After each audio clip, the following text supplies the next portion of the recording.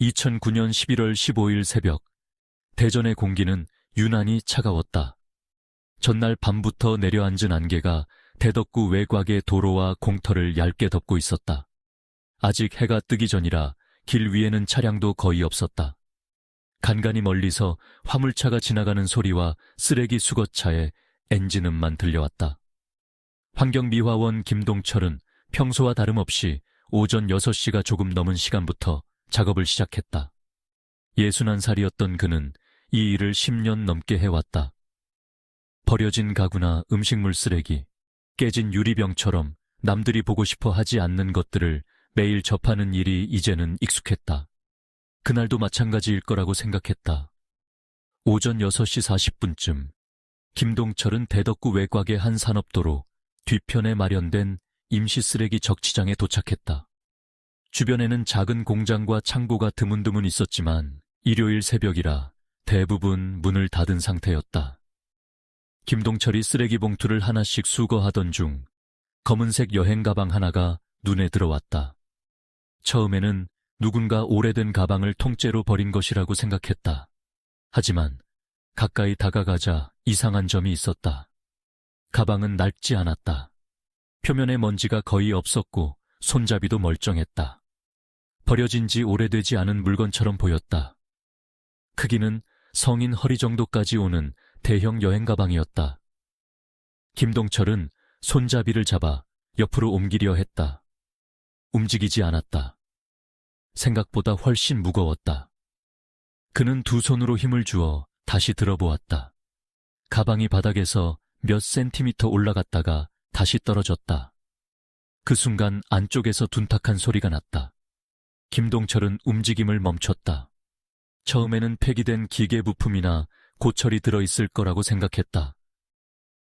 하지만 가방 한쪽 아래에는 검붉은 얼룩 같은 것이 희미하게 배어 있었다. 그리고 가까이 다가갔을 때 이상한 냄새가 느껴졌다. 썩은 음식물 냄새와는 달랐다. 김동철은 잠시 망설였다. 그러다 지퍼를 조금 열었다. 가방 안에는 신문지가 빽빽하게 들어있었다. 신문지 사이에는 밝은 갈색의 톱밥이 가득했다. 뭐야, 이게... 그는 장갑을 낀 손으로 신문지를 한 장 옆으로 밀었다. 바로 그 순간 김동철의 손이 멈췄다. 신문지 아래에서 사람의 피부로 보이는 것이 드러났다. 처음에는 자신이 잘못 본 것이라고 생각했다. 그러나 몇 초 뒤 그것이 무엇인지 알아본 김동철은 비명을 지르며 뒤로 넘어졌다. 가방 안에는 여성의 신체 일부가 들어있었다. 그는 그대로 몇 미터를 기어가듯 물러난 뒤 떨리는 손으로 휴대전화를 꺼냈다. 신고를 받은 대전지방경찰청 상황실은 즉시 관할 경찰서와 형사팀을 출동시켰다. 오전 7시 18분, 첫 순찰차가 현장에 도착했다. 경찰관들은 가방 안을 확인한 직후 주변 접근을 차단했다. 곧이어 강력계 형사들이 도착했고 적치장 전체에 통제선이 설치됐다. 오전 8시가 넘어가면서 현장 분위기는 완전히 달라졌다. 과학수사대 차량과 검시 차량이 줄지어 도착했다. 수사관들은 쓰레기 더미 주변을 한 구역씩 나눠 사진을 촬영하고 발자국과 타이어 자국을 확인했다. 하지만 전날 밤 적치장에는 여러 대의 쓰레기차가 드나들었다. 바닥 역시 축축했다. 유력한 흔적을 찾기는 쉽지 않았다. 오전 9시 30분, 검시관들이 검은 여행 가방을 본격적으로 확인하기 시작했다. 가방의 길이는 약 80cm, 검은색 합성섬유 재질이었다. 상표는 국내에서 흔하게 판매되는 저가 여행용품 브랜드였다. 지퍼와 손잡이에서는 뚜렷한 지문이 발견되지 않았다. 누군가 표면을 닦았거나 장갑을 사용했을 가능성이 높았다. 가방 안에서 발견된 것은 여성의 몸통 일부였다. 머리와 양팔, 다리의 상당 부분이 없었다. 검시관은 절단된 부위를 오랫동안 살폈다. 그리고 옆에 서 있던 강력계 형사에게 낮은 목소리로 말했다. 처음 해본 솜씨는 아닌 것 같습니다. 형사가 고개를 돌렸다. 무슨 뜻입니까? 무작정 힘으로 처리한 흔적이 아닙니다. 관절 위치를 알고 있습니다. 절단면은 무질서하지 않았다. 뼈의 가장 단단한 부분을 억지로 훼손하기보다 관절이 이어지는 위치를 중심으로 신체가 분리돼 있었다. 검시관은 범인이 사람의 신체 구조를 전문적으로 알고 있다고 단정할 수는 없지만 최소한 동물이나 신체를 다루는 일에 익숙한 사람일 가능성을 배제할 수 없다고 판단했다. 더 이상한 것은 가방 안에 가득 들어있던 톱밥이었다. 일반적으로 목공소에서 볼 수 있는 밝은 색의 톱밥이었다. 신문지도 여러 장 들어있었다. 대부분 2009년 10월과 11월에 발행된 대전 지역 신문이었다. 톱밥과 신문지는 신체 주변을 빈틈없이 채우고 있었다. 범인이 현장에서 즉흥적으로 가방을 채운 것이 아니라 사전에 필요한 물건을 준비했을 가능성이 있었다. 검시관은 몸통에서 여러 개의 멍도 확인했다. 특히 가슴과 옆구리, 부근에 비교적 넓은 타박 흔적이 있었다. 피해자가 사망하기 전 누군가와 충돌했거나 강한 폭행을 당했을 가능성이 제기됐다. 그리고 왼쪽 가슴 부근에는 결정적인 상처가 있었다. 정확한 사인은 부검을 해야 했지만 검시관은 날카로운 흉기에 의한 공격이 치명상이 됐을 가능성이 높다고 보았다. 절단은 사망 후에 이루어진 것으로 추정됐다. 현장에 있던 형사들은 자연스럽게 같은 생각을 떠올렸다. 범인은 피해자를 살해한 뒤 곧바로 도망가지 않았다. 시신과 함께 일정 시간 머물렀다.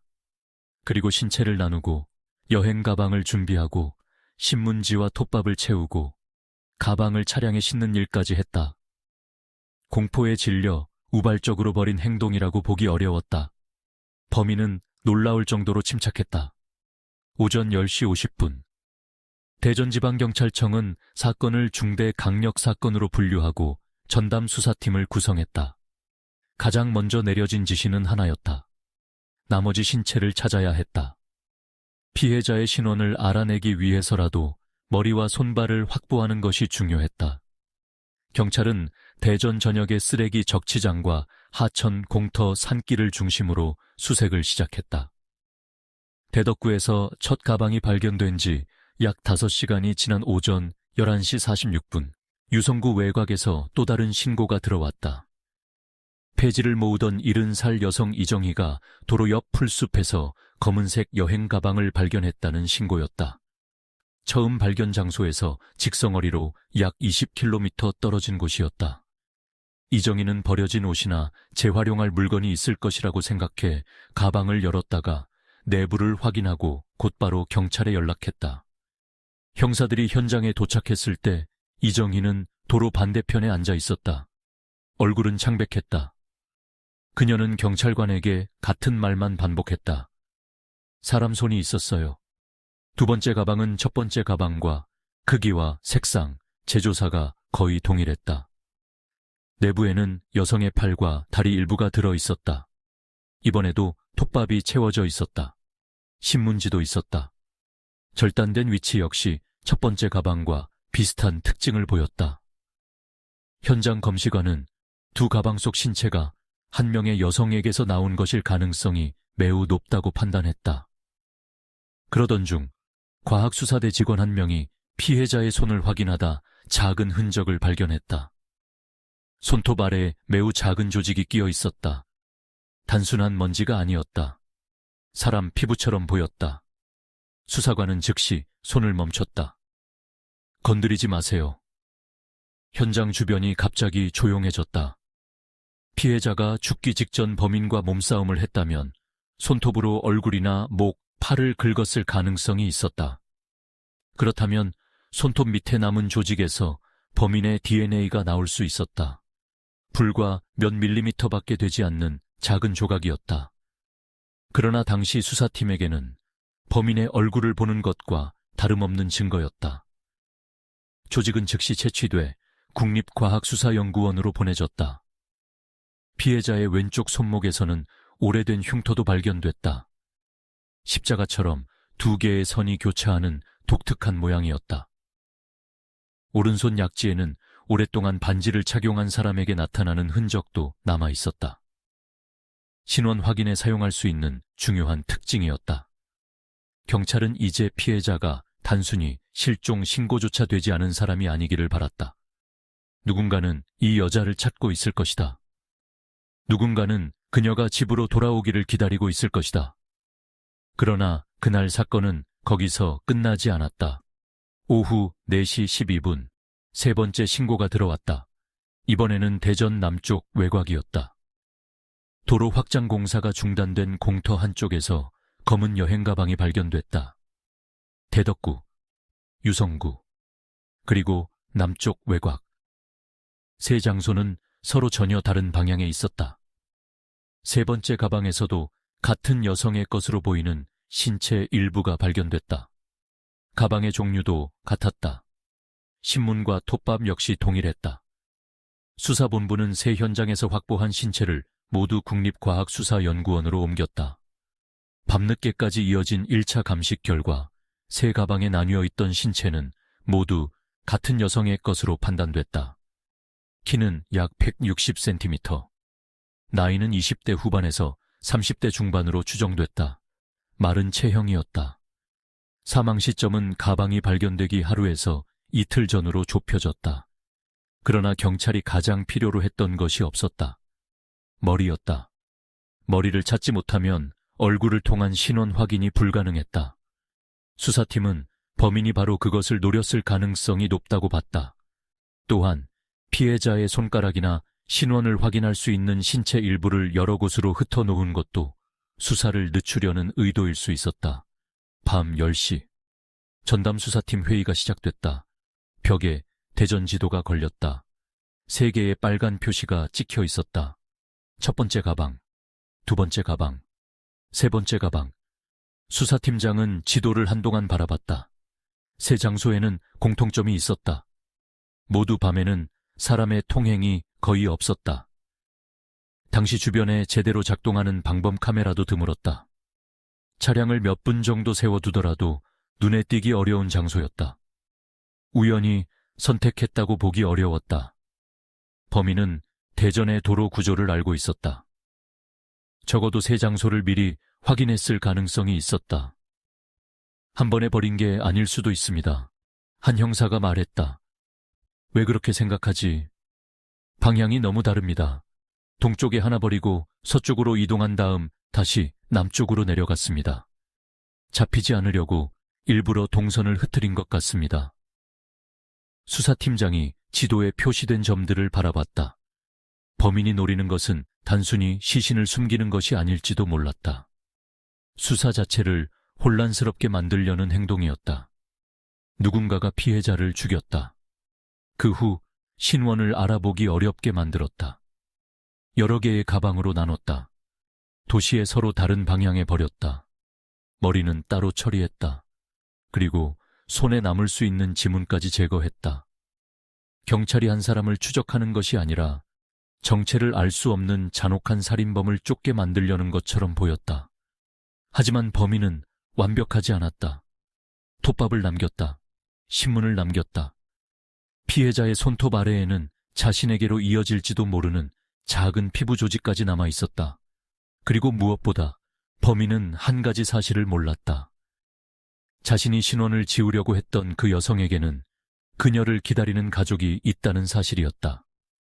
그날 밤 대전 서구의 한 아파트에서는 57살 박순자가 식탁 앞에 앉아 계속 딸의 휴대전화로 전화를 걸고 있었다. 전화기에서는 같은 안내음만 흘러나왔다. 고객님의 전원이 꺼져 있어. 박순자는 전화를 끊었다가 다시 걸었다. 딸 한서연은 전날 아침 친구들과 제주도로 여행을 간다고 했다. 그런데 이상했다. 출발했다는 연락도 없었다. 제주도에 도착했다는 연락도 없었다. 평소라면 반드시 한 번쯤 전화를 했을 아이였다. 무엇보다 하루 종일 휴대전화가 꺼져 있는 일은 거의 없었다. 박순자는 불안한 마음을 애써 눌렀다. 친구들과 놀다 보면 연락을 잊을 수도 있다고 생각했다. 하지만 같은 시간 불과 몇 킬로미터 떨어진 국립과학수사연구원에서는 이름 없는 여성의 신체가 차가운 검시대 위에 놓여 있었다. 그리고 그 여성의 왼쪽 손목에는 오래전 생긴 십자가 모양의 흉터가 선명하게 남아 있었다. 박순자가 세상 누구보다 잘 알고 있는 바로 그 흉터였다. 11월 17일 오전 8시 20분, 대전 서구 둔산동의 한 지구대 문이 열렸다. 회색 코트를 입은 여성이 안으로 들어왔다. 57살 박순자였다. 밤새 잠을 자지 못했는지 눈가가 붉게 부어 있었고 손에는 딸의 사진 한 장을 꼭 쥐고 있었다. 사진 속 여성은 긴 머리를 어깨 뒤로 넘긴 채 카메라를 바라보며 웃고 있었다. 29살 한서연. 박순자는 의자에 앉기도 전에 말했다. 우리 딸이 없어졌어요. 당직 경찰관이 차분하게 물었다. 마지막으로 연락한 게 언제입니까? 13일 저녁이요. 제주도 간다고 했어요. 그런데 제주도에 가지도 않았대요. 경찰관의 손이 멈췄다. 가지 않았다고요? 박순자는 고개를 끄덕였다. 서연은 11월 14일 아침 친구 3명과 제주도로 여행을 떠날 예정이었다. 며칠 전부터 호텔과 항공권까지 예약해 놓은 상태였다. 13일 저녁에는 짐을 챙겨 친구 집에서 자고 다음 날 함께 공항으로 가겠다고 어머니에게 말했다. 박순자가 마지막으로 딸을 본 것은 그날 저녁 8시쯤이었다. 서연은 검은색 여행가방 3개를 현관 앞에 세워두고 있었다. 2개는 큰 가방이었고 하나는 조금 작은 크기였다. 엄마, 다녀올게. 그것이 마지막 말이었다. 박순자는 그날 밤에는 아무런 의심도 하지 않았다. 하지만 다음 날 오후가 되도록 연락이 없었다. 처음에는 친구들과 놀다 보니 전화할 시간이 없었을 거라고 생각했다. 그러나 밤이 됐는데도 전화는 계속 꺼져 있었다. 불안해진 박순자가 함께 여행을 간다는 친구 최미정에게 전화를 걸었다. 그 순간 이상한 사실을 알게 됐다. 어머니, 서연이 안 왔어요. 미정은 오히려 자신들이 서연을 기다렸다고 말했다. 14일 오전 6시 30분까지 대전역 근처에서 만나기로 했지만 서연은 나타나지 않았다. 휴대전화도 꺼져 있었다. 친구들은 갑작스러운 일이 생긴 줄 알고 먼저 제주도로 출발했다. 그 말을 들은 순간부터 박순자는 밤새 딸의 번호로 전화를 걸었다. 1번, 10번, 20번. 하지만 돌아오는 것은 같은 안내음뿐이었다. 경찰은 실종 신고서를 작성하기 시작했다. 이름 한서연, 만 29세, 키 약 160cm, 체중 약 50kg, 긴 검은 머리, 오른손 약지에 평소 반지를 착용. 그리고 박순자가 한 가지 특징을 더 이야기했다. 왼쪽 손목에 흉터가 있어요. 어떤 흉터입니까?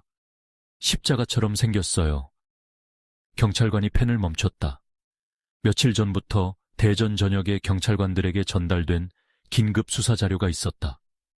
대덕구와 유성구, 남쪽 외곽에서 발견된 3개의 검은 여행 가방, 그리고 그 안에서 나온 신원 미상의 여성 신체. 그 여성의 왼쪽 손목에도 십자가 모양의 오래된 흉터가 있었다. 당직 경찰관은 박순자를 바라보다 조용히 자리에서 일어났다. 잠시만 기다려 주십시오. 그는 곧바로 강력계에 연락했다. 1시간도 지나지 않아 박순자는 대전 지방경찰청으로 옮겨졌다. 수사관은 그녀 앞에 시신 사진을 보여주지 않았다. 대신 특징만 하나씩 물었다. 따님이 오른손 약지에 반지를 오래 착용했습니까? 네. 몇 년 전부터 끼고 다녔어요. 왼쪽 손목 흉터는 언제 생긴 겁니까? 박순자는 잠시 기억을 더듬었다. 서연이 중학생이던 시절 유리문에 손을 베인 적이 있었다. 봉합 수술을 받은 뒤 2개의 흉터가 겹치면서 십자가처럼 남았다고 했다. 수사관의 표정이 굳어졌다. 모든 특징이 일치했다. 결국 경찰은 박순자에게 국립과학수사연구원에서 발견된 신체의 일부를 확인할 필요가 있다고 설명했다. 박순자는 처음에는 무슨 뜻인지 이해하지 못했다. 그러다 수사관의 표정을 보고 얼굴이 하얗게 질렸다. 혹시 우리 서연이입니까? 아무도 바로 대답하지 못했다. 오후 1시가 조금 넘은 시간. 박순자는 검시실 앞에서 왼쪽 손목만 확인했다. 흰 천 사이로 드러난 흉터를 본 순간 그녀는 그대로 주저앉았다. 서연아. 경찰관 2명이 황급히 부축했지만 박순자는 다리에 힘을 주지 못했다. 그 흉터를 잘못 알아볼 리 없었다. 하지만 법적인 신원 확인을 위해서는 DNA 검사가 필요했다. 경찰은 즉시 박순자의 혈액을 채취해 피해자의 골수와 비교했다. 다음 날 결과가 나왔다. 모녀 관계가 확인됐다. 3개의 여행 가방에 나뉘어 발견된 여성은 한서연이었다. 사건은 이제 이름을 가지게 됐다. 그리고 이름이 확인되자 수사는 완전히 다른 단계로 들어갔다. 한서연은 대전 서구에 있는 식품 유통업체에서 회계팀장으로 근무하고 있었다. 입사한 지 6년째였다. 회사 사람들은 대부분 비슷한 이야기를 했다. 서연은 돈 문제에 특히 엄격했다. 영수증 하나라도 맞지 않으면 다시 확인했고, 거래처에서 관행이라는 이유로 부당한 비용을 요구하면 단호하게 거절했다. 하지만 깐깐하기만 한 사람은 아니었다.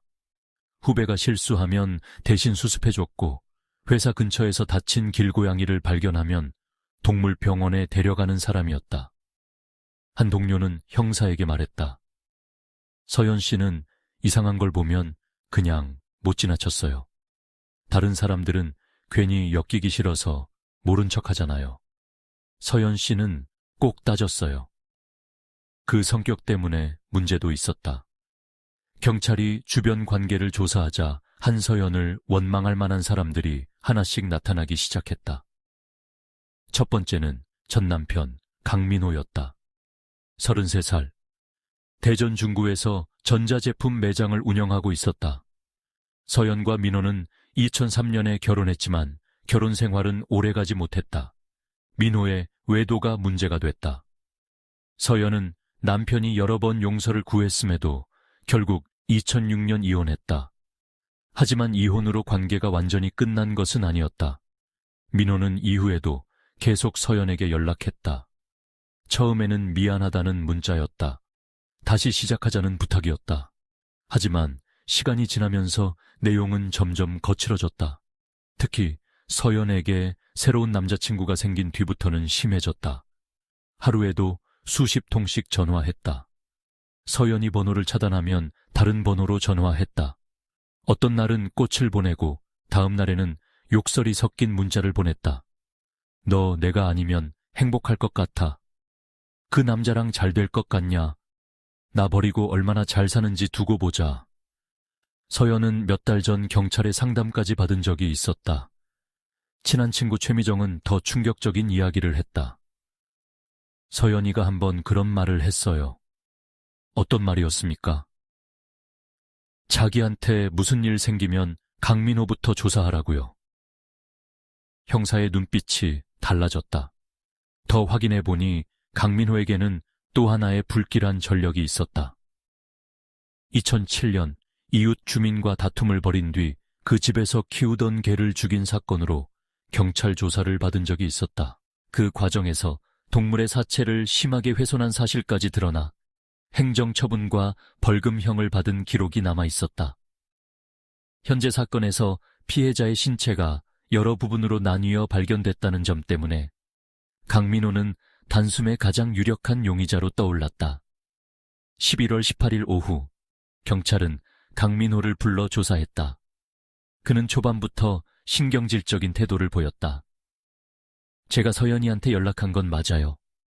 그런데 그것 때문에 사람을 죽였다는 겁니까? 11월 13일 밤 어디에 있었습니까?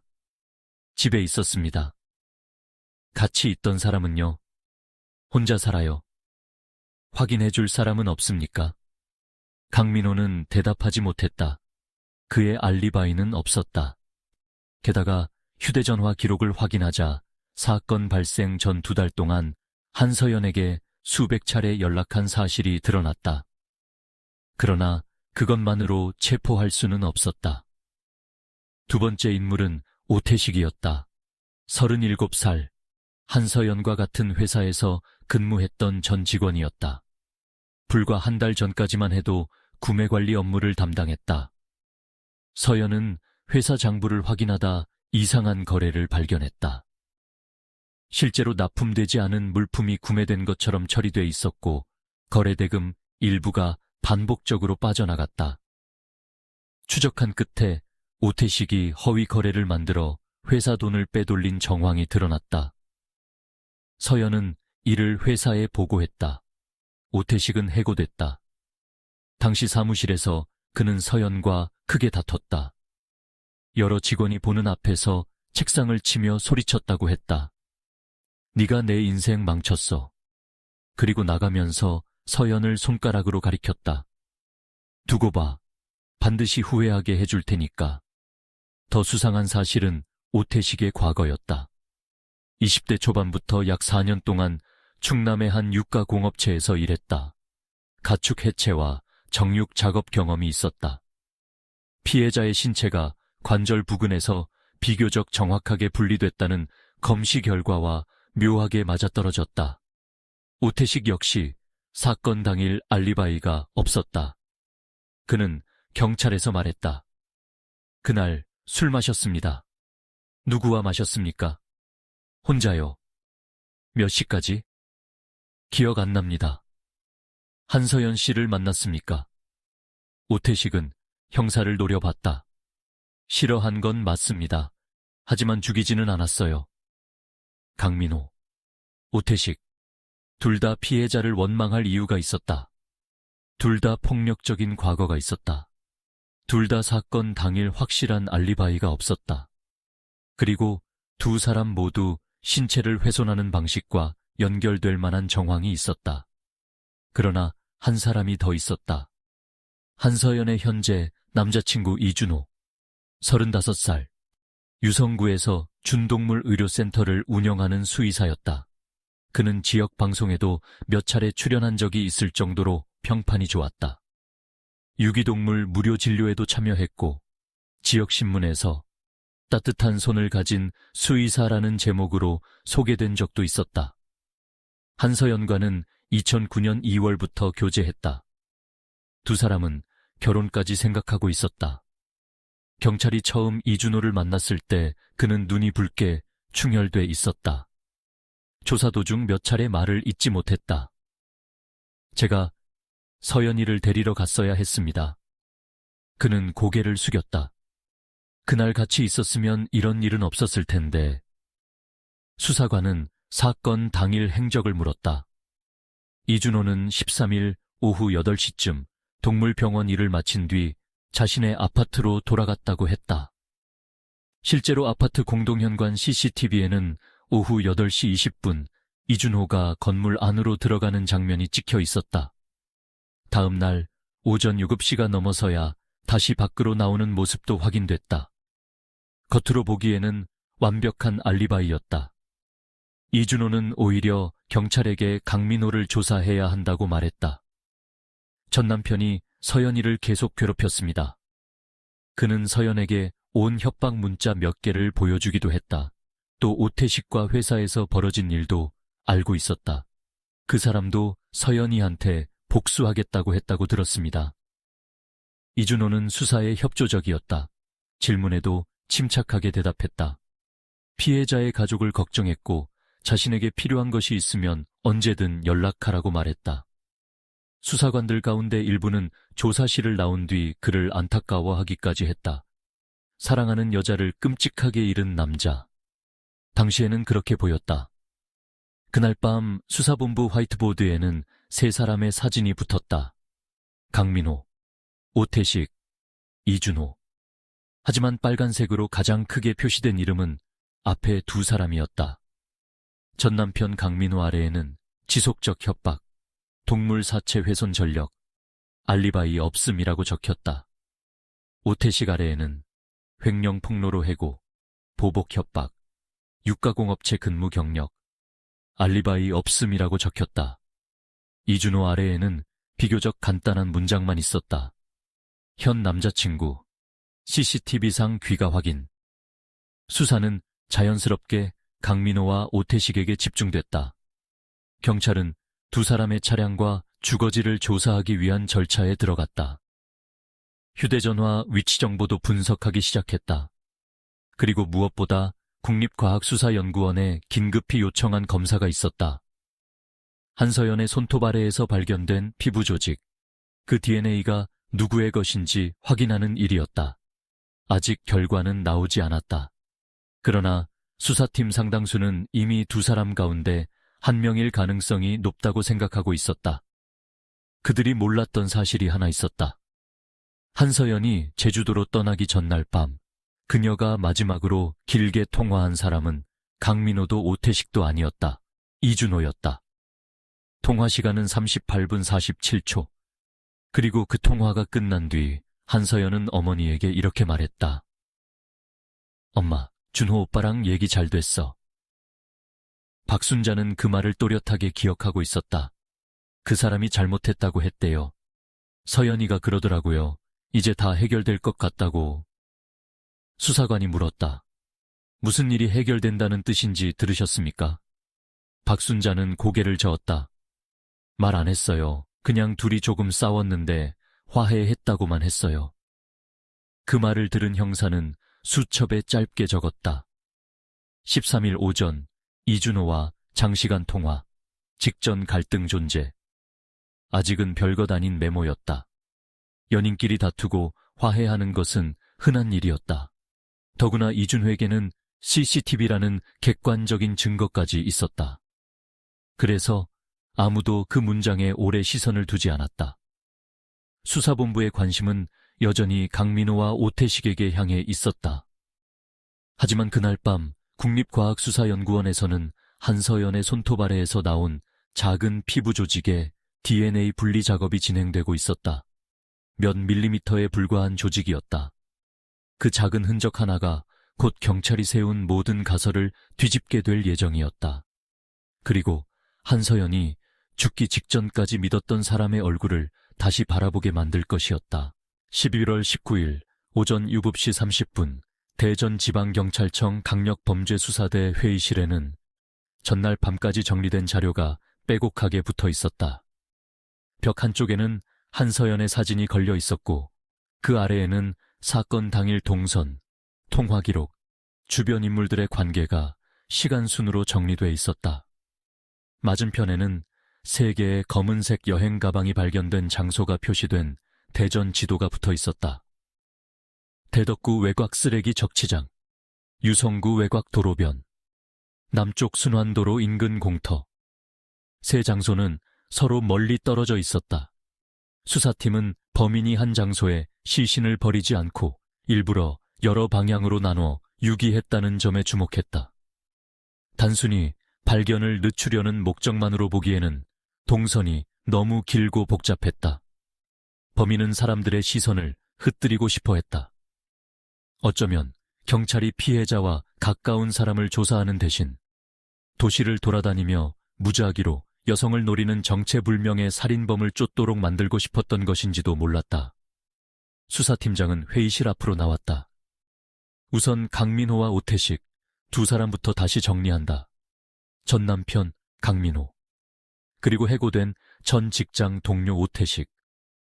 현재까지 드러난 정황만 놓고 보면 둘 다 의심하지 않는 것이 이상할 정도였다. 강민호는 이혼 뒤에도 한서연에게 집착했다. 다른 번호를 이용해 계속 전화를 걸었고 문제는 사랑한다는 말과 협박이 뒤섞여 있었다. 사건 며칠 전에는 이런 문자도 보냈다. 그 남자 때문에 나를 버린 거라면 후회하게 될 거야. 반면 오태식은 한서연의 내부 고발 때문에 직장을 잃었다고 생각했다. 술만 마시면 주변 사람들에게 서연을 죽이고 싶다는 식의 말을 했다는 증언까지 나왔다. 무엇보다 수사관들이 오태식에게 주목한 이유는 그의 과거 직업이었다. 충남의 유가공업체에서 오랫동안 일하며 가축 해체와 정육 업무를 담당했던 경력. 검시 결과 한서연의 신체는 무작정 훼손된 것이 아니었다. 관절 위치를 어느 정도 알고 있는 사람이 처리한 것처럼 보였다.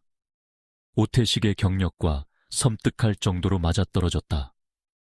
수사팀은 두 사람의 차량과 집을 정밀하게 조사하기 시작했다. 먼저 강민호의 집에서는 뜻밖의 물건이 발견됐다. 창고 안쪽에 검은색 대형 여행 가방 3개가 놓여 있었다. 현장에서 발견된 가방과 브랜드도 같았다. 크기도 비슷했다. 형사들의 표정이 순간 달라졌다. 강민호는 즉시 거실로 불려 나왔다. 이 가방들 언제 산 겁니까? 이번 달 초에요. 왜 3개를 한꺼번에 샀죠? 동생하고 여행 가려고요. 어디로? 부산 쪽으로 갈 생각이었습니다. 강민호는 예상보다 침착하게 대답했다. 하지만 경찰은 그의 말을 그대로 믿지 않았다. 구매처를 확인한 결과 강민호가 실제로 11월 초 대전 중구의 한 가방 매장에서 같은 모델 3개를 구입한 사실이 확인됐다. 문제는 그 다음이었다. 새 가방은 모두 사용 흔적이 거의 없었다. 내부에서는 혈흔도 한서연의 DNA도 발견되지 않았다. 강민호의 동생 역시 형과 여행을 계획하고 있었다고 진술했다. 강민호가 의심스러운 인물이라는 사실은 변하지 않았지만 그 3개의 가방 자체는 사건과 직접 연결되지 않았다. 그런데 수사팀이 한서연의 카드 내역을 확인하면서 상황이 더 복잡해졌다. 서연 역시 실종 당일 오후 서구의 대형마트에서 검은색 여행 가방 3개를 구입했다. 여행을 위해 새로 산 것이었다. 매장 CCTV에는 한서연이 카트를 밀며 가방을 고르는 모습이 찍혀 있었다. 그날 저녁 어머니 박순자가 본 것도 바로 그 가방들이었다. 하지만 한서연의 집에는 새 가방이 없었다. 수사관 한 명이 말했다.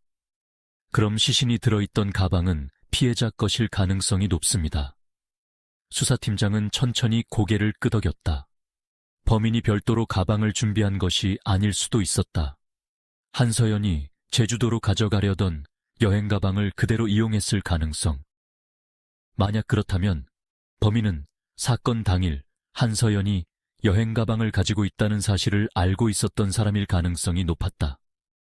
경찰은 이번에는 여행 가방 안에서 발견된 신문을 추적하기 시작했다. 대부분 10월 말부터 11월 초 사이에 발행된 대전시민일보였다. 몇몇 면에는 커피 얼룩이 있었고 한쪽 모서리가 접힌 신문도 있었다. 수사관들은 신문사 배포망을 통해 해당 기간 정기 구독자 명단을 확보했다. 그리고 그 안에서 익숙한 이름 하나를 찾았다. 오태식. 그는 해고되기 전부터 집에서 대전시민일보를 정기 구독하고 있었다. 수사팀은 곧바로 그의 집을 다시 수색했다.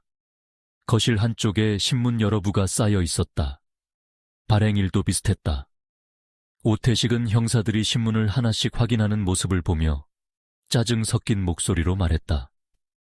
신문 보는 사람이 나 하나입니까? 현장에서 당신 집에 있는 것과 같은 신문이 나왔습니다. 대전 사람 수십만 명이 보는 신문 아닙니까? 틀린 말은 아니었다. 해당 신문은 대전에서 널리 배포되는 지역지였다. 하지만 우연이라고 넘기기에는 오태식 주변에 너무 많은 요소가 겹쳤다.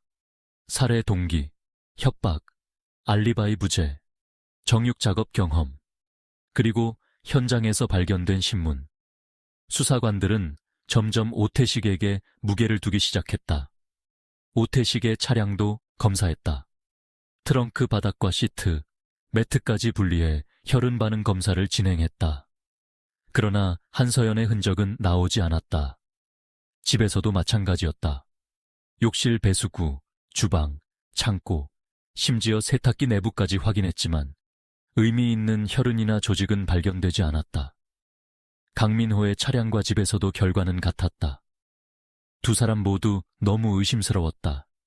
그런데 결정적인 증거가 없었다. 같은 시기 다른 수사팀은 한서연이 집을 나간 뒤에 동선을 복원하고 있었다.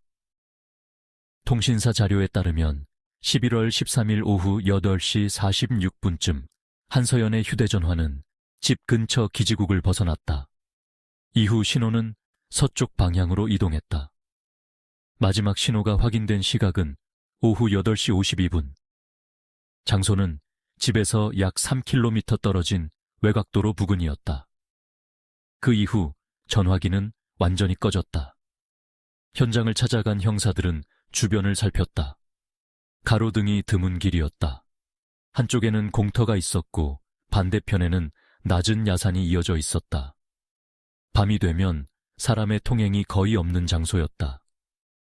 피해자가 이곳을 혼자 걸어갈 이유는 거의 없었다. 누군가의 차량에 탔을 가능성이 높았다.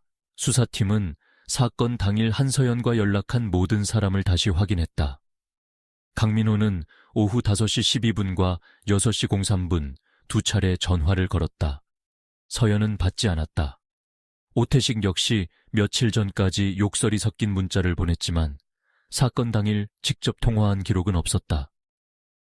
반면 이준호와는 오전에 38분 47초 동안 통화했다. 두 사람은 사건 직전까지 어떤 문제로 다투고 있었고 그날 통화로 화해한 것처럼 보였다. 하지만 수사관 대부분은 아직 이 사실을 중요하게 보지 않았다. 이준회에게는 공동 현관 CCTV가 있었다. 오후 8시 20분 건물 안으로 들어갔고 다음 날 아침 다시 나오는 모습까지 찍혀 있었다. 게다가 한서연의 휴대전화가 마지막으로 신호를 보낸 시각은 오후 8시 52분이었다. 표면적으로 보면 이준호는 이미 자신의 집안에 있었던 시간이었다. 수사는 다시 강민호와 오태식에게 집중됐다. 그러던 11월 20일 오후 사건에 새로운 변화가 생겼다. 갑천 하류 쪽에서 쓰레기를 수거하던 환경관리원이 검은 비닐봉지 하나를 발견했다. 처음에는 물에 젖은 일반 쓰레기인 줄 알았다. 그러나 봉투 안에서 지갑과 여성 옷가지가 나왔다. 신분증에는 한서연의 이름이 적혀 있었다. 현장에 출동한 경찰은 즉시 주변을 통제했다. 봉투 안에는 한서연의 지갑, 신분증, 화장품, 옷가지, 그리고 휴대전화가 들어있었다. 박순자가 직접 확인했고 모두 딸의 물건이 맞다고 말했다. 휴대전화는 물에 오래 잠겨 있어 전원이 들어오지 않았다. 복구팀이 분해했지만 내부 회로가 심하게 부식돼 새로운 데이터를 얻기는 어려웠다. 수사관들은 다시 갑천 주변을 대대적으로 수색했다. 범인이 다른 증거도 이곳에 버렸을 수 있었다. 특히 아직 발견되지 않은 피해자의 머리가 있을 가능성을 배제할 수 없었다. 잠수 요원들이 투입됐다. 강바닥과 교각 주변을 뒤졌다. 하지만 아무것도 발견되지 않았다. 범인은 한서연이라는 사람의 흔적을 여러 장소로 흩어놓았다. 시신은 3곳, 소지품은 강, 머리는 여전히 행방불명. 수사팀은 그가 단순히 증거를 없애려 한 것이 아니라 경찰이 서로 다른 장소를 계속 따라다니게 만들려 했다고 판단했다. 그리고 11월 21일 오전, 수사본부가 기다리던 연락이 마침내 왔다. 국립과학수사연구원에서 한서연의 손톱 아래 발견된 피부 조직에 대한 DNA 분석이 끝났다는 연락이었다. 수사팀장은 직접 결과지를 받았다. 회의실에 강민호와 오태식의 DNA 프로필이 함께 놓였다. 모두가 오태식의 이름 옆에 표시가 생길 것이라고 예상했다. 그의 과거 직업과 현장 정황이 너무 정확하게 맞아떨어졌기 때문이다. 분석관이 말했다. 강민호와 일치하지 않습니다. 수사관 몇 명이 서로를 바라봤다. 수사팀장이 물었다. 오태식은? 분석관은 잠시 결과지를 내려다봤다. 오태식과도 일치하지 않습니다. 회의실이 조용해졌다. 아무도 바로 말을 하지 못했다. 둘 다 아니라고요? 네. 손톱 아래에서 나온 조직은 두 사람 어느 쪽의 DNA도 아닙니다. 며칠 동안 수사팀이 쫓아온 2명의 핵심 용의자. 한 명은 피해자를 집요하게 괴롭힌 전 남편. 다른 한 명은 피해자 때문에 직장을 잃었다고 생각하며 보복을 공언했던 남자. 그런데 피해자가 죽기 직전 필사적으로 긁어 남긴 것으로 보이는 피부 조직은 두 사람의 것이 아니었다. 수사팀장은 의자에 몸을 기대고 한동안 아무 말도 하지 않았다. 벽에는 세 남자의 사진이 여전히 걸려 있었다. 강민호, 오태식, 그리고 이준호. 수사관 한 명이 조심스럽게 말했다. 그럼 제3의 인물이 있다는 뜻입니까? 수사팀장은 대답하지 않았다. 그는 한서연의 사진을 바라봤다. 사건은 다시 처음으로 돌아간 것처럼 보였다. 그날 오후부터 경찰은 한서연 주변 사람들의 명단을 처음부터 다시 만들었다. 직장 동료, 친구, 거래처 직원, 아파트 주민, 과거에 갈등을 겪었던 사람, 한 번이라도 전화하거나 문자를 주고받은 사람. 수백 명의 이름이 새로 정리됐다. 그러나 며칠 동안 아무런 진전도 없었다. 11월 24일 밤 수사본부에는 피로가 짙게 내려앉아 있었다. 몇몇 형사는 책상에서 컵라면으로 저녁을 대신하고 있었고, 다른 수사관들은 처음 수집한 증거들을 다시 꺼내 하나씩 확인하고 있었다. 그때 막내 형사 전구진이 투명 증거봉투 속 신문들을 날짜별로 늘어놓기 시작했다. 별다른 기대는 없었다. 몇 번이나 확인한 물건이었다. 그는 현장에서 회수한 신문과 신문사에서 받아온 원본을 한 장씩 비교했다. 첫 번째, 차이가 없었다. 두 번째, 역시 같았다. 세 번째, 신문을 펼쳤을 때 전구진의 손이 멈췄다. 페이지 번호가 이상했다. 12면 다음에 바로 15면이 나왔다. 13면과 14면이 한 장째 뜯겨 있었다. 처음에는 우연이라고 생각했다. 그러나 두 번째 여행 가방에서 나온 같은 날짜의 신문도 확인했다. 똑같았다. 그곳에서도 같은 페이지가 사라져 있었다. 세 번째 가방에서 회수한 신문까지 펼쳤다. 역시 그 부분만 없었다. 전구진은 자리에서 일어나 신문사에서 받아온 원본을 펼쳤다.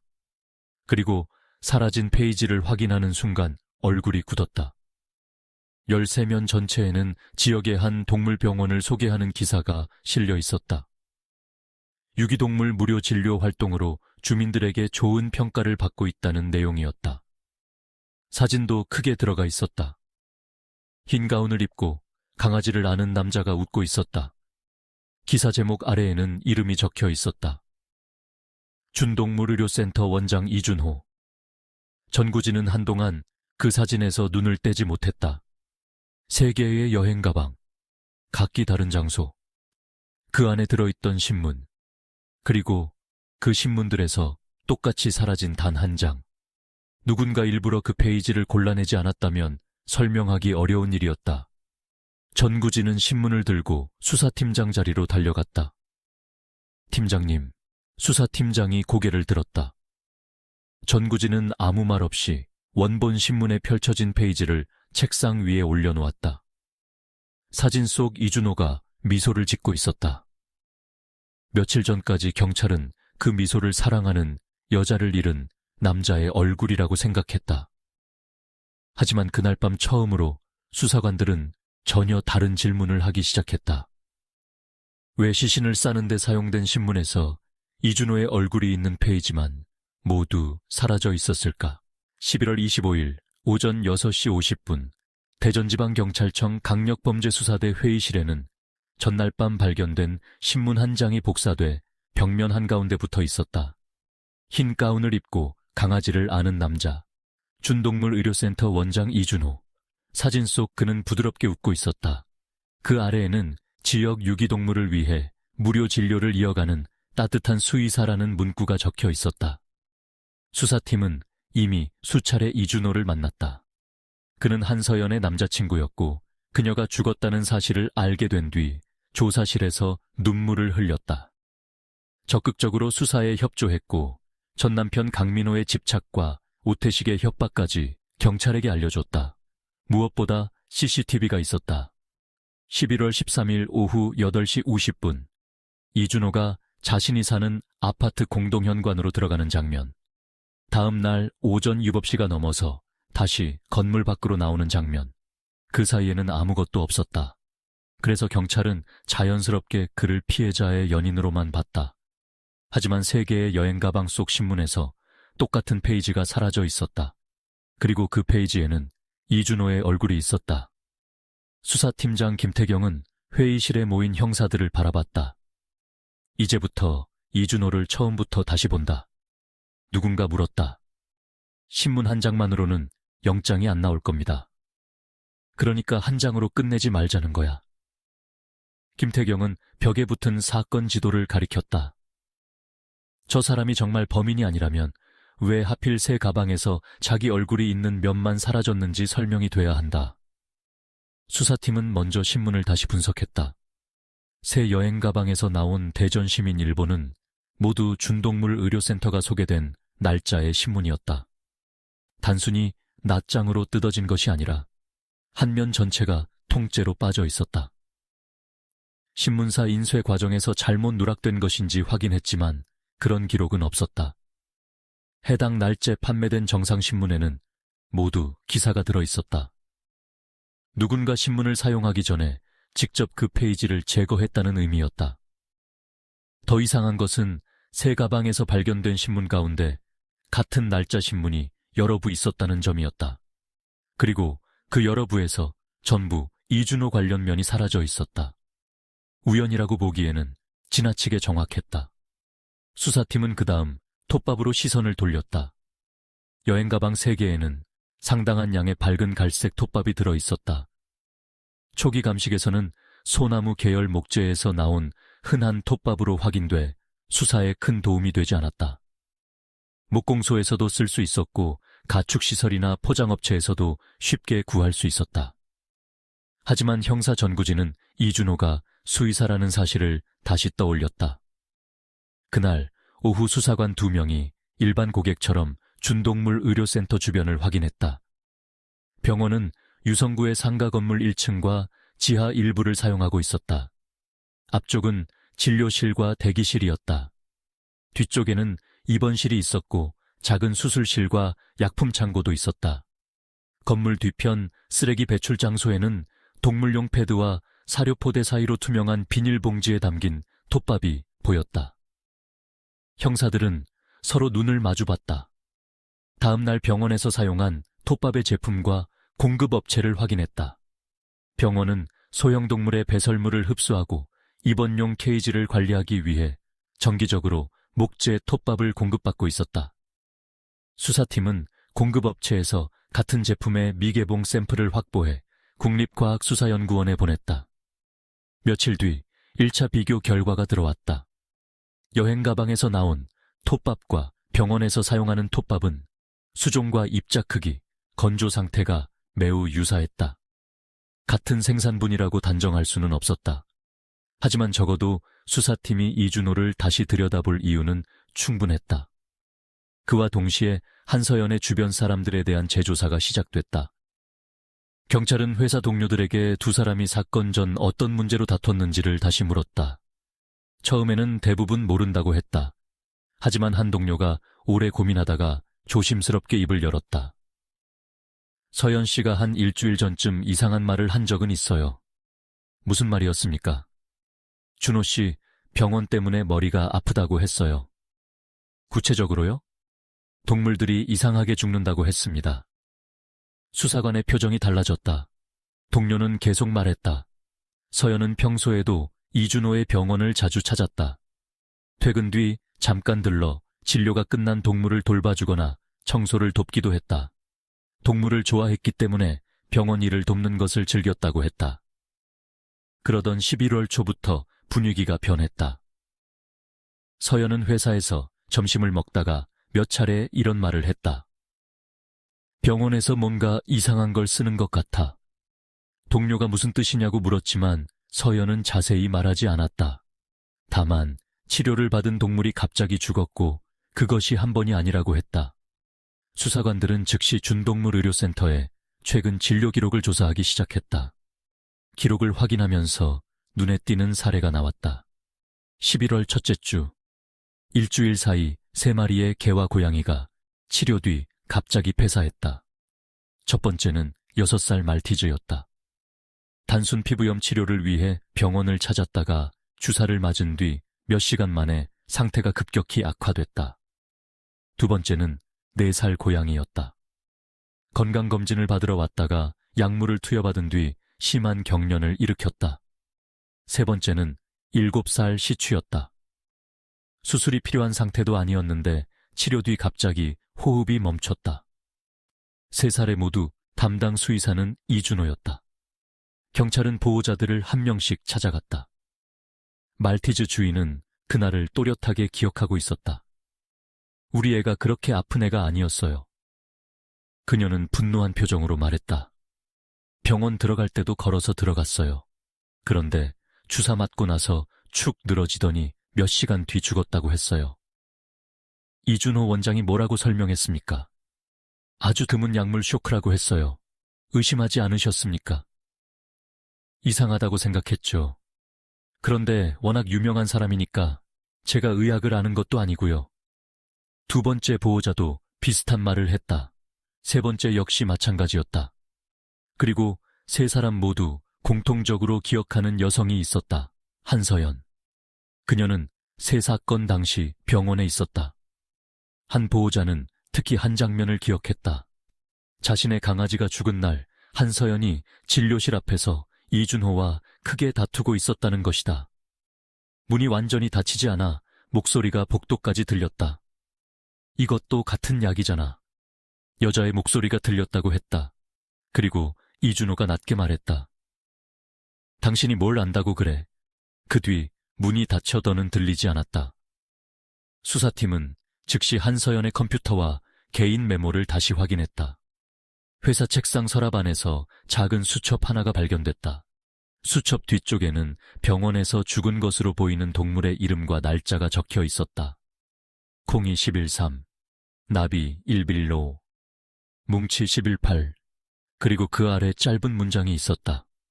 같은 주사, 또 다른 페이지에는 약품 이름으로 보이는 영문 알파벳 몇 글자와 함께 정식 납품 기록 없음이라는 메모가 적혀 있었다. 수사팀은 이제 2사람이 단순한 연인 다툼을 했던 것이 아니라고 판단했다. 한서연은 이준호의 병원에서 무언가를 발견했다. 그것 때문에 2사람 사이에 심각한 갈등이 생겼다. 수사관들은 병원 약품 납품 업체를 조사했다. 공식 거래장부상 준동물 의료센터가 구입한 약품 목록에는 한서연의 수첩에 적힌 일부 제품이 없었다. 반면 직원 한 명은 경찰에게 이준호가 가끔 라벨이 없는 약병을 따로 보관했다고 진술했다. 원장님만 만졌습니다. 어디에 있었습니까? 뒤쪽 약품 창고 맨 위 선반이요. 다른 직원은 손대지 말라고 했어요. 무슨 약이라고 들었습니까? 수입약이라고 했던 것 같습니다.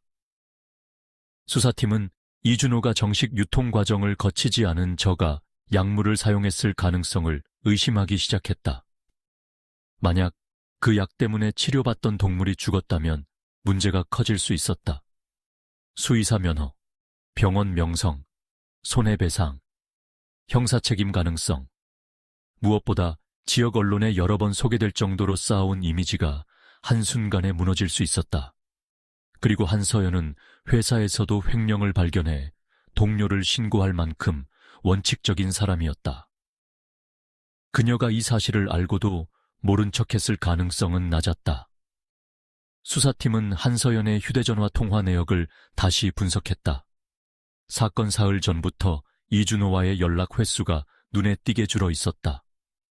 11월 10일 밤에는 2사람이 여러 차례 짧게 통화했다. 그 다음 날에는 연락이 거의 없었다.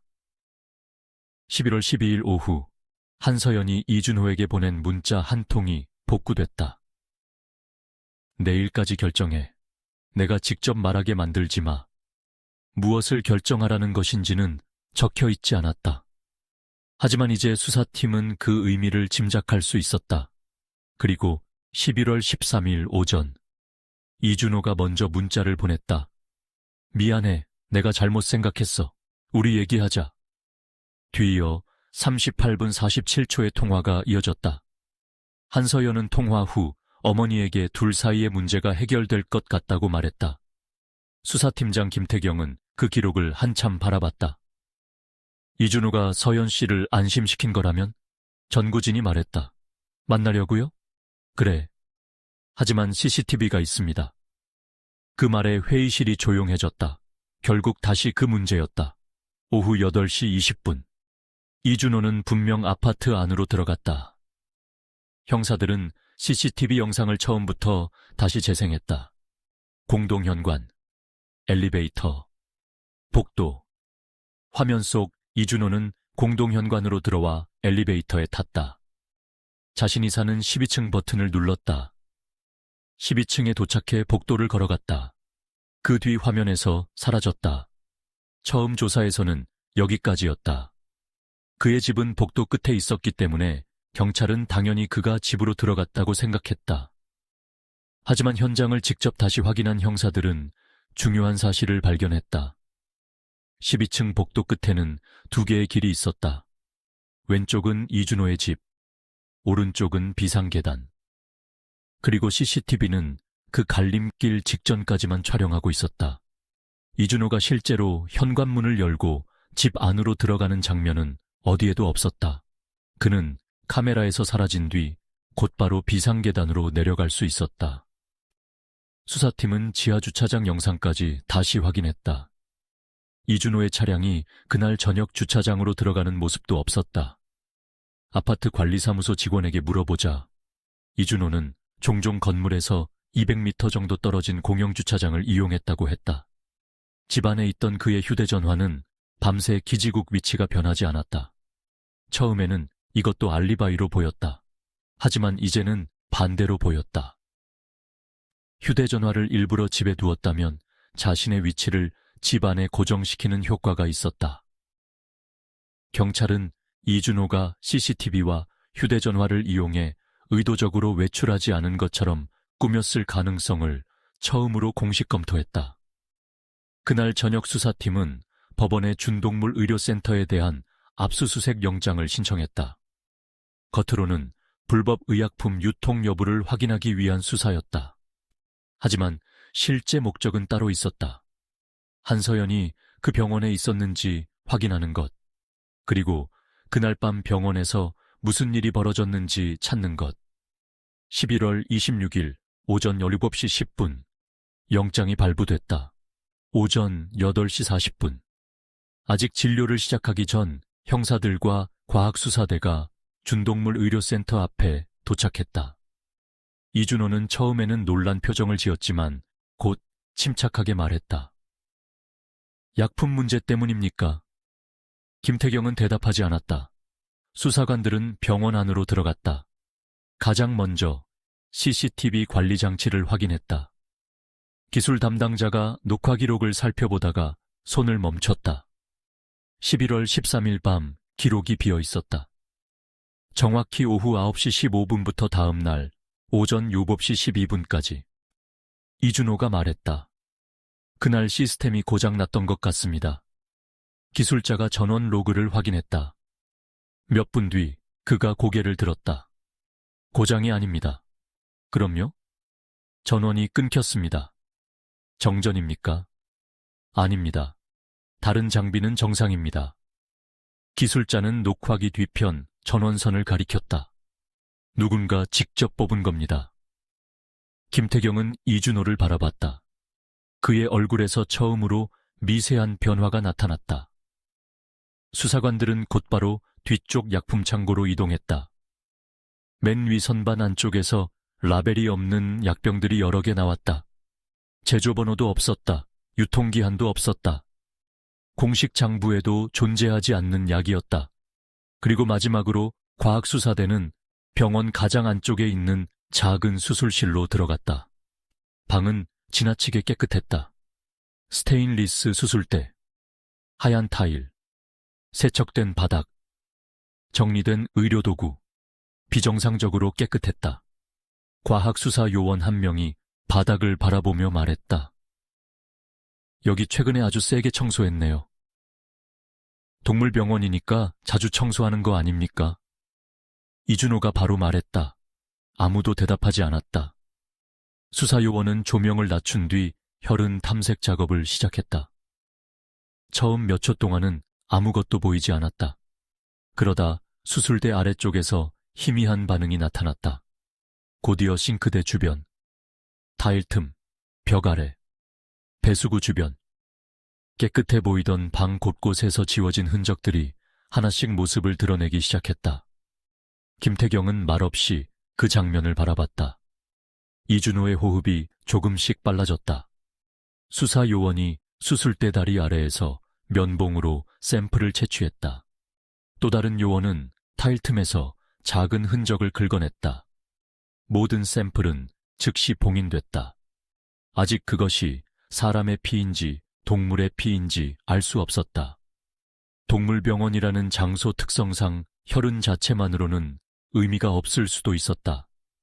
하지만 수사실 바닥에 남아있던 흔적의 양은 평범한 진료 과정에서 생긴 것으로 보기 어려웠다. 그날 밤 샘플은 긴급 감정 대상으로 국립과학수사연구원에 보내졌다.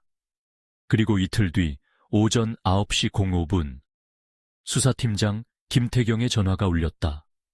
분석관의 목소리는 짧았다. 사람 혈액입니다. 김태경이 의자에서 천천히 일어났다. DNA는요? 전화기 너머로 몇 초간 침묵이 흘렀다. 한서연과 일치합니다.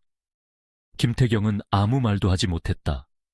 깨끗하게 닦여있던 수술실, 꺼져있던 CCTV, 이준호가 숨겨두었던 약품, 그리고 타일 틈의 끝까지 남아있던 한서연의 피. 그 순간 사건의 방향은 완전히 바뀌었다.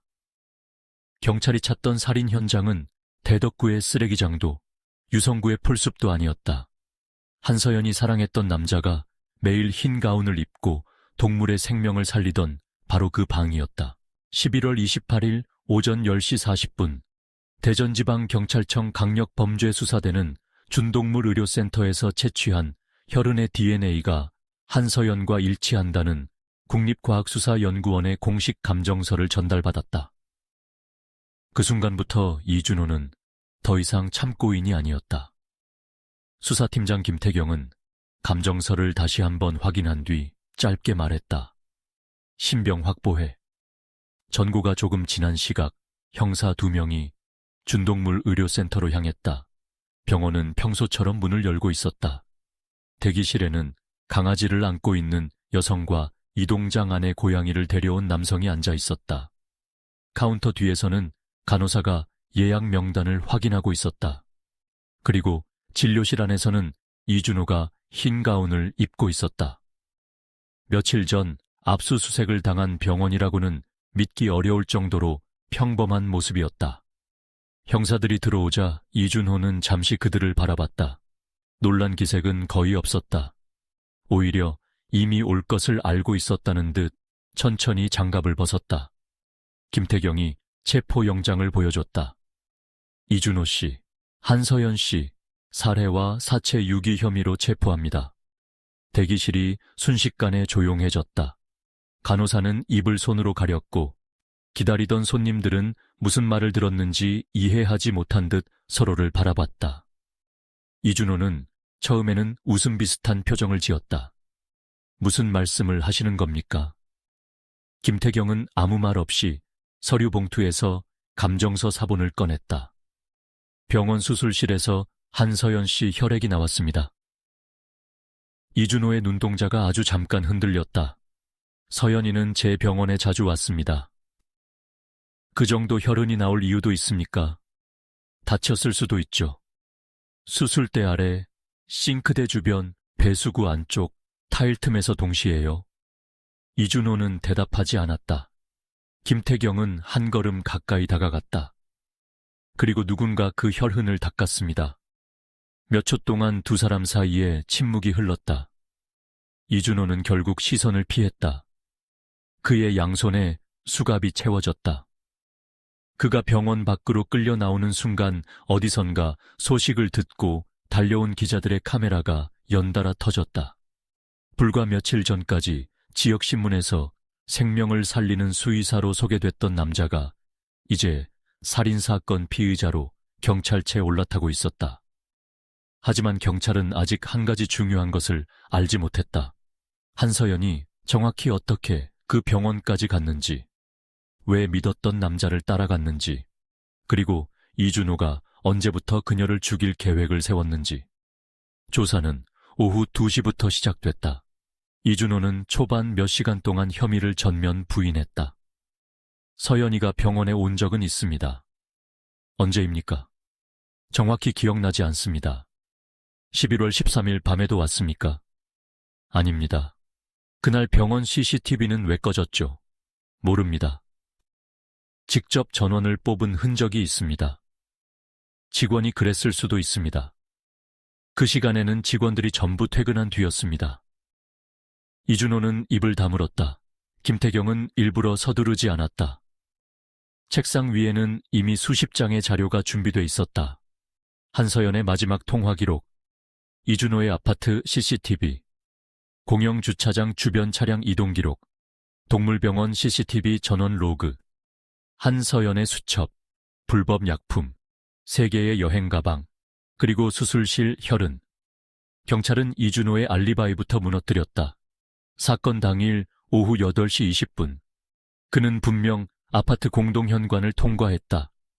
엘리베이터를 타고 12층까지 올라갔다.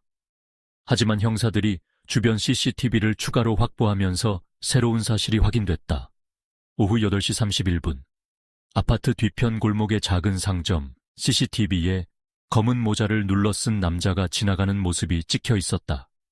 얼굴은 뚜렷하지 않았다. 그러나 체격과 걸음걸이가 이준호와 비슷했다.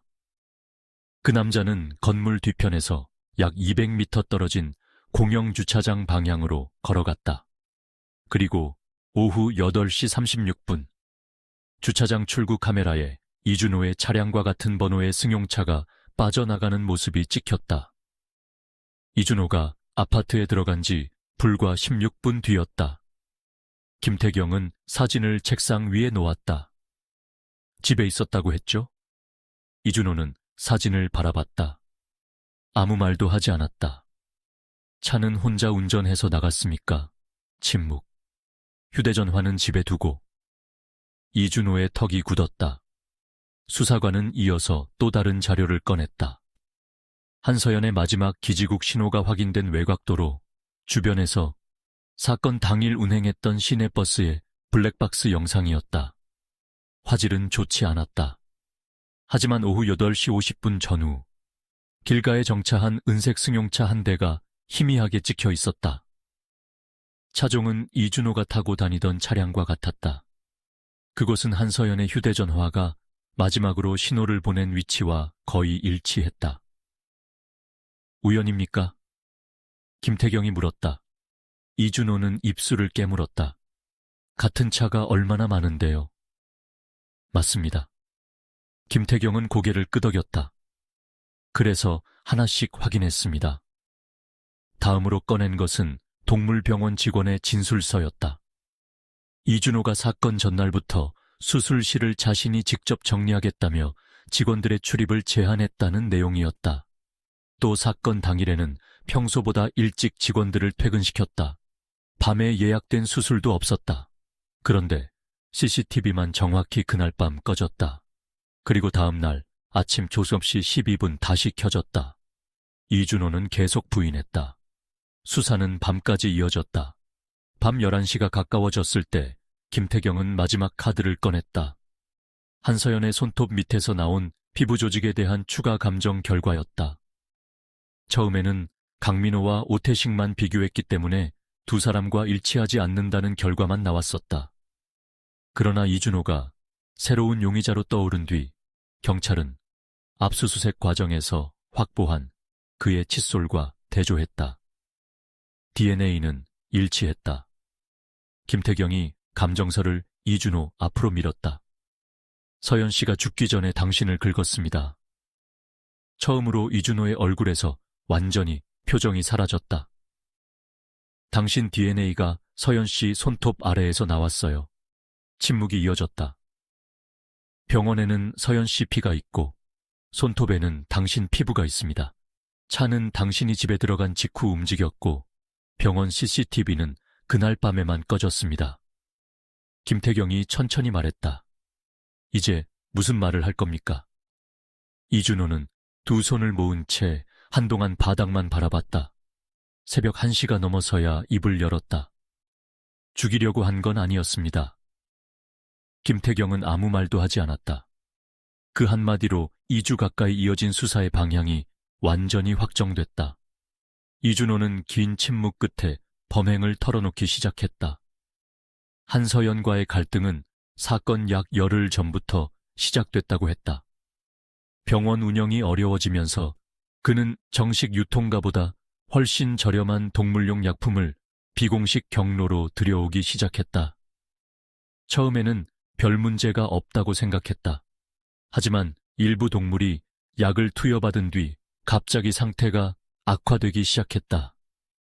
1마리, 2마리, 그리고 3마리. 서연은 우연히 그 장면들을 직접 목격했다.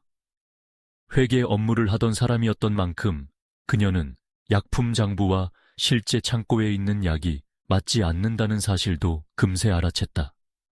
처음에는 조용히 이준호를 설득했다. 약을 버리라고 했다. 보호자들에게 사실을 말하라고 했다. 잘못된 치료 때문에 피해를 입은 사람들에게 보상해야 한다고 했다. 하지만 이준호는 거절했다. 이미 많은 돈을 들여 약을 구입했고 병원 운영 자금도 빠듯했다. 무엇보다 사실이 알려질 경우 자신이 쌓아온 명성이 무너지는 것이 두려웠다. 두 사람의 말다툼은 점점 심해졌다. 사건 사흘 전 한서연은 결국 마지막 경고를 했다. 내일까지 결정해. 안 하면 내가 신고할 거야. 이준호는 그 순간 서연이 정말 신고할 것이라는 사실을 알았다고 진술했다. 그녀는 빈말을 하는 사람이 아니었다. 회사에서도 동료의 횡령을 발견하자 끝까지 문제를 제기했던 사람이었다. 사랑하는 연인이라고 해서 예외가 될 리 없었다. 그날 밤 이준호는 잠을 자지 못했다. 병원 문을 닫아야 할 수도 있었다. 수의사 면허가 위험해질 수도 있었다. 이미 죽은 동물들의 보호자들이 소송을 걸 수도 있었다. 언론이 달려들 것이고 자신을 칭찬했던 기사들은 하루아침에 비난 기사로 바뀔 것이었다. 그는 모든 것을 잃는 장면을 머릿속에서 반복해서 떠올렸다. 그러다가 한 가지 생각에 도달했다. 문제를 없애는 것이 아니라 문제를 알고 있는 사람을 없애면 된다는 생각이었다. 11월 13일 오전, 이준호는 먼저 서연에게 문자를 보냈다. 미안해, 내가 잘못 생각했어. 그리고 전화를 걸었다. 38분 47초 동안 그는 자신이 완전히 마음을 바꾼 것처럼 연기했다. 불법으로 들여온 약을 모두 폐기하겠다고 했다. 동물이 죽은 보호자들에게 직접 사과하겠다고 했다. 필요하면 병원을 잠시 닫겠다고까지 말했다. 서연은 처음에는 믿지 않았다. 하지만 통화가 길어지면서 경계를 풀었다. 이준호는 마지막으로 말했다. 제주도 가기 전에 얼굴 보고 얘기하자. 그날 저녁 서연은 여행 가방 3개를 가지고 집을 나왔다. 친구 집으로 가기 전에 이준호를 잠깐 만나기로 했다. 그녀는 그것이 자신이 믿었던 남자에게 주는 마지막 기회라고 생각했다. 이준호는 먼저 아파트로 향했다. 공동현관과 엘리베이터 CCTV에 자신의 모습을 일부러 남겼다. 휴대전화는 집 안에 놓아뒀다. 그 뒤 비상계단으로 내려가 공영주차장에 미리 세워둔 차를 타고 서연을 만나러 갔다. 차에 올라탄 서연은 3개의 여행 가방을 뒷좌석과 트렁크에 실었다. 그것이 몇 시간 뒤 어떤 용도로 사용될지 그녀는 상상조차 하지 못했다.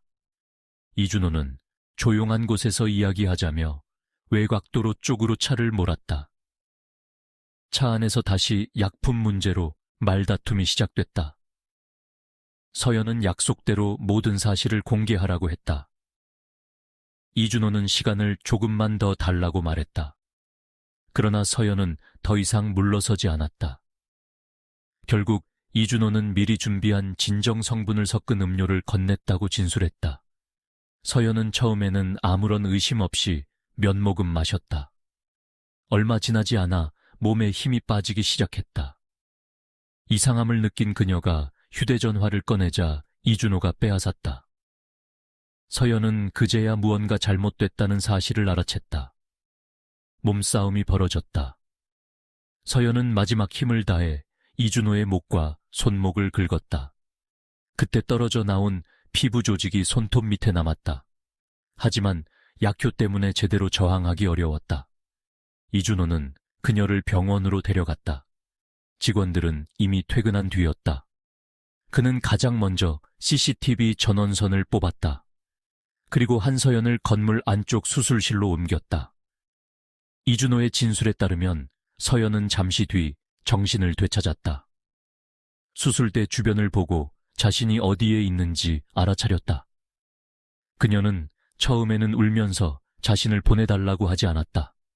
오히려 이준호에게 마지막까지 말했다. 지금이라도 멈춰. 네가 잘못한 걸 인정하면 돼. 이러면 정말 끝이야. 그 말이 오히려 이준호를 더욱 자극했다고 했다. 그는 자신이 모든 것을 잃는 이유가 서연 때문이라고 생각하기 시작했다. 말다툼은 다시 폭력으로 변했다. 이준호는 서연을 여러 차례 때렸다. 그 과정에서 그녀의 가슴과 옆구리에 광범위한 멍이 생겼다. 그러나 서연은 끝까지 신고하겠다는 말을 거두지 않았다. 결국 이준호는 수술실에 있던 흉기를 집어들었다. 그리고 한서연의 가슴을 공격했다. 한 번의 치명적인 상처였다. 서연은 얼마 지나지 않아 숨을 거뒀다. 그 뒤 이준호의 행동은 우발적인 살인이라고 보기 어려울 정도로 냉정했다. 그는 곧바로 경찰에 신고하지 않았다. 겁에 질려 도망치지도 않았다. 오히려 문을 잠갔다. 수술실 블라인드를 내렸다. 장갑을 새 것으로 갈아 꼈다. 그리고 몇 시간 동안 자신이 남긴 흔적을 없애는 데 집중했다. 수의사였던 그는 동물 수술을 통해 해부학적 구조에 익숙했다. 그 지식을 이용해 시신을 여러 부분으로 나눴다. 과도한 힘으로 무작정 훼손하기보다 자신에게 익숙한 관절 부위를 중심으로 처리했다. 그것이 처음 검시관들이 신체 구조를 아는 사람이라고 판단한 이유였다. 그 과정이 끝난 뒤 이준호는 서연이 제주도로 가져가려고 했던 3개의 검은 여행 가방을 바라봤다. 새 가방이었다. 그는 안에 들어있던 옷과 개인 물품을 모두 꺼냈다. 그리고 3개의 가방에 시신을 나눠 넣었다. 병원 입원실에서 쓰던 톱밥을 가져와 빈 공간을 채웠다. 흡수용으로 보관하던 오래된 신문도 집어넣었다. 그때 그는 신문 한 장에서 자신의 얼굴을 발견했다. 지역 유기동물 무료 진료 기사였다. 흰 가운을 입은 자신이 웃고 있었다. 이준호는 순간 놀랐다. 경찰이 신문을 추적하면 병원과 자신에게 연결될 수 있다고 생각했다. 그는 같은 날짜 신문들을 다시 펼쳐 자신의 기사가 있는 페이지를 모조리 뜯어냈다. 하지만 바로 그 행동이 훗날 경찰의 시선을 자신에게 돌린 결정적인 실수가 됐다. 새벽이 가까워지자 그는 수술실을 물과 세제로 반복해서 닦았다. 수술대도 닦았다. 싱크대도 씻었다. 바닥과 벽까지 확인했다. 겉으로 보기에는 아무 일도 없었던 것처럼 깨끗해졌다. 하지만 타일 사이와 수술대 아래, 배수구 가장자리에는 눈으로 볼 수 없는 미세한 혈흔이 남았다. 그리고 그 흔적은 2주 뒤 한서연의 이름을 다시 세상에 드러냈다. 이준호는 새 가방을 차량에 싣고 병원을 나왔다. 첫 번째는 대덕구 외곽의 쓰레기 적치장에 버렸다. 두 번째는 유성구 반대편 도로 옆 풀숲에 내려놓았다. 세 번째는 남쪽 순환도로 인근의 공터까지 가져갔다. 일부러 서로 다른 방향을 선택했다. 경찰이 세 장소 사이의 연관성을 찾는데 시간을 쓰게 만들고 싶었다. 무작위 살인범이 도시 곳곳에 시신을 흩뿌린 것처럼 보이게 만들 생각이었다. 마지막으로 그는 한서연의 머리 부분을 별도로 처리했다고 진술했다. 갑천으로 이동한 이준호는 인적이 끊긴 교각 부근에서 그것을 강물에 버렸다고 했다. 휴대전화와 옷까지, 지갑은 처음에는 병원에 숨겨뒀다. 그러나 사건이 언론에 크게 보도되자 겁이 난 그는 며칠 뒤 그것들도 검은 봉투에 넣어 갑천에 던졌다. 이준호는 진술을 마친 뒤 고개를 숙였다. 한동안 아무 말도 하지 않았다. 그러다 갑자기 눈물을 흘렸다. 저도 서연이를 사랑했습니다. 조사실에 있던 형사들의 표정이 굳었다.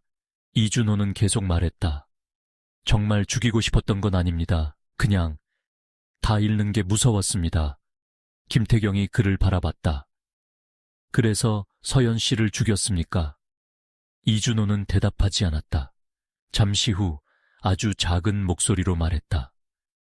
그 사람이 조금만 물러났으면. 김태경의 눈빛이 차갑게 변했다. 지금 피해자 탓을 하는 겁니까? 이준호는 다시 침묵했다. 그날 새벽 조사가 끝난 뒤 김태경은 혼자 수사본부로 돌아왔다. 벽에는 여전히 한서연의 사진이 붙어 있었다. 그 옆에는 처음부터 가장 위험해 보였던 강민호와 오태식의 사진이 있었다. 그리고 며칠 전까지만 해도 알리바이 확인이라고 적혀 있던 이준호의 사진에는 이제 붉은 글씨가 새로 붙어 있었다. 피의자. 경찰은 마침내 범인을 잡았다. 하지만 사건은 아직 끝나지 않았다. 한서연의 머리는 여전히 발견되지 않았다. 그리고 이준호가 갑천의 어느 지점에 그것을 버렸는지 정확히 확인하려면 그의 진술을 따라 다시 강으로 가야 했다. 다음 날 새벽 6시, 잠수요원들과 수색팀이 갑천에 집결했다. 강둑 위에는 한서연의 어머니 박순자가 멀리 서 있었다. 경찰은 가까이 오지 말라고 했지만 그녀는 집으로 돌아가지 않았다. 차가운 강물을 바라보며 한참 동안 움직이지 않았다. 딸이 제주도로 가져가려고 했던 3개의 여행 가방은 이미 모두 발견됐다. 옷과 휴대전화도 찾았다. 살인범도 붙잡혔다. 그러나 박순자가 기다리는 것은 그것들이 아니었다. 그녀는 아직 온전히 집으로 돌아오지 못한 딸을 기다리고 있었다. 11월 29일 새벽 6시, 대전 갑천변은 아직 어둠에 잠겨 있었다. 강 위로 희뿌연 물 한 개가 내려앉았고 차가운 바람이 둔치에 세워진 경찰 차량 사이를 훑고 지나갔다. 잠수복을 입은 수색대원들이 장비를 점검했다. 구조보트 2척이 강가에 내려졌고 과학수사대와 강력범죄수사대 형사들도 현장에 나와 있었다. 조금 떨어진 둑 위에는 박순자가 서 있었다. 경찰은 여러 번 집으로 돌아가 달라고 부탁했다. 수색은 몇 시간 만에 끝나지 않을 수도 있고 무엇보다 어머니가 직접 볼 만한 현장이 아니라고 설명했다. 하지만 박순자는 움직이지 않았다. 여기 있을게요. 그녀는 그 말만 반복했다. 우리 서연이 찾을 때까지 여기 있을게요. 전날 밤, 이준호는 경찰 조사에서 한서연의 머리를 갑천에 버렸다고 진술했다. 정확한 장소를 묻자 그는 유성구에서 서쪽으로 내려가는 한 교량 부근이라고 말했다. 하지만 진술은 계속 조금씩 바뀌었다. 처음에는 다리 중앙이라고 했다. 다시 물으면 북쪽 교각 근처라고 했다. 몇 시간 뒤에는 강변 진입로 부근이었던 것 같다고 말을 바꿨다. 김태경은 그가 정확히 기억하지 못하는 것인지 마지막까지 수사를 방해하려 일부러 모호하게 진술하는 것인지 판단할 수 없었다. 결국 경찰은 이준호를 현장으로 데려왔다. 수갑을 찬 이준호가 경찰차에서 내리자 박순자가 멀리서 그 모습을 발견했다. 그녀의 얼굴이 굳었다. 두 사람 사이에는 수십 미터의 거리가 있었다. 하지만 이준호는 박순자를 보자 바로 고개를 돌렸다. 박순자는 아무 말도 하지 않았다. 소리치지도 않았다. 달려들지도 않았다. 그저 딸을 죽인 남자를 오래 바라봤다. 그 침묵이 오히려 주변 사람들을 더 무겁게 만들었다. 김태경이 이준호를 강변으로 데려갔다. 어디입니까?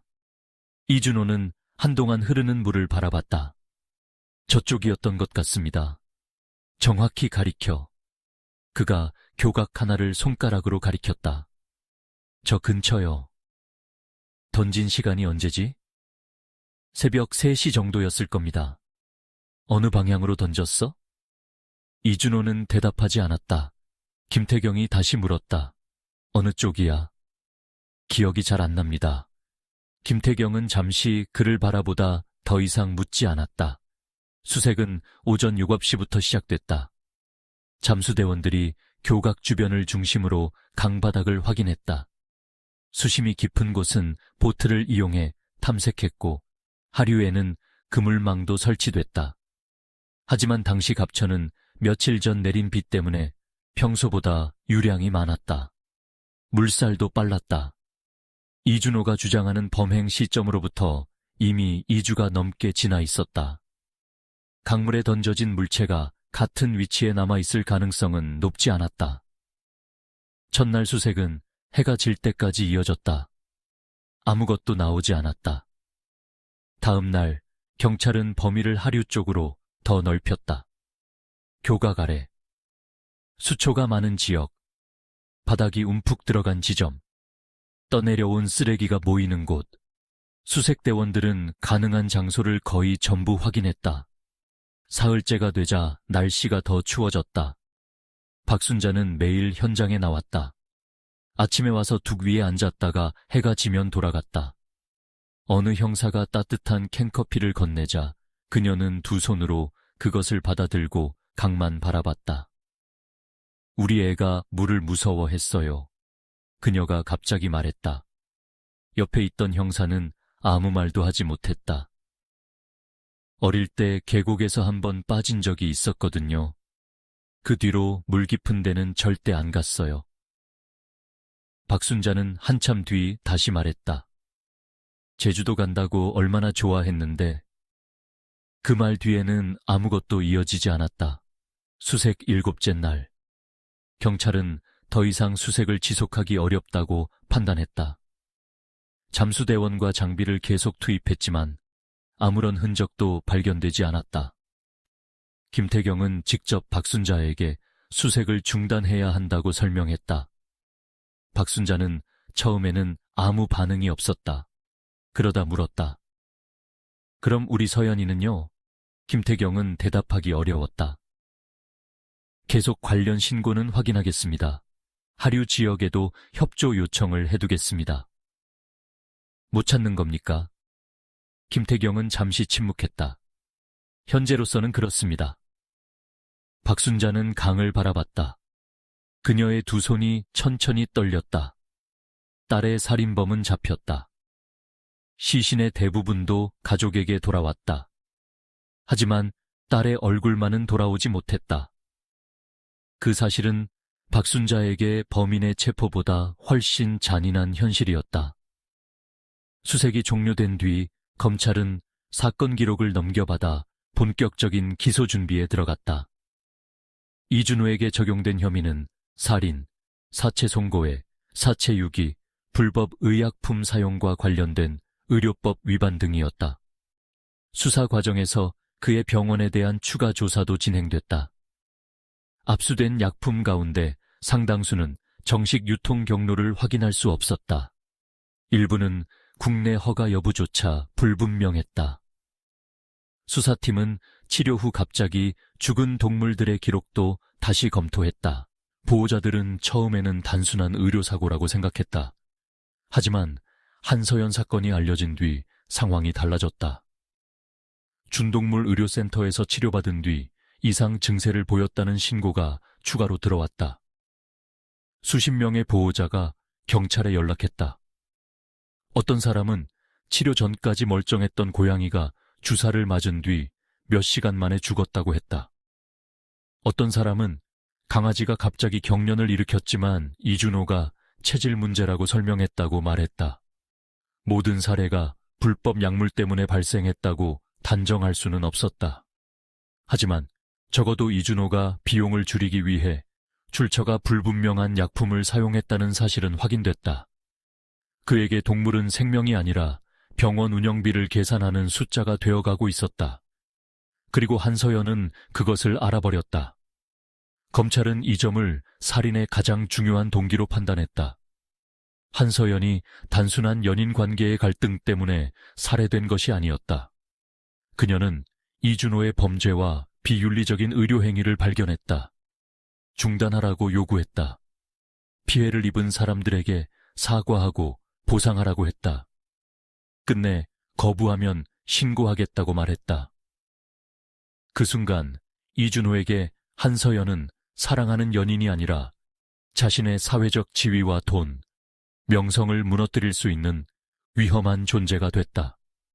검찰은 범행이 우발적이었다는 이준호의 주장을 받아들이지 않았다. 사건 당일 그의 행동 하나하나가 계획성을 보여주고 있었다. 그는 한서연에게 먼저 사과했다. 마음을 바꾼 척했다. 제주도 여행 전 만나자고 제안했다. 아파트 CCTV에 일부러 모습을 남겼다. 휴대전화를 집에 두었다. 비상계단으로 빠져나갔다. 차량을 다른 장소에 세워두었다. 한서연을 차량에 태웠다. 병원 직원들을 미리 퇴근시켰다. CCTV 전원을 껐다. 범행 뒤에는 시신을 여러 장소에 흩어버렸다. 소지품도 따로 강해버렸다. 신문에서 자신의 얼굴이 있는 페이지까지 뜯어냈다. 이 모든 행동을 우발적인 분노라고 설명하기는 어려웠다. 12월 초 검찰 조사실에서 이준호는 다시 한번 진술했다. 제가 겁이 났습니다. 검사가 물었다. 뭐가 그렇게 무서웠습니까? 모든 걸 잃는 게요.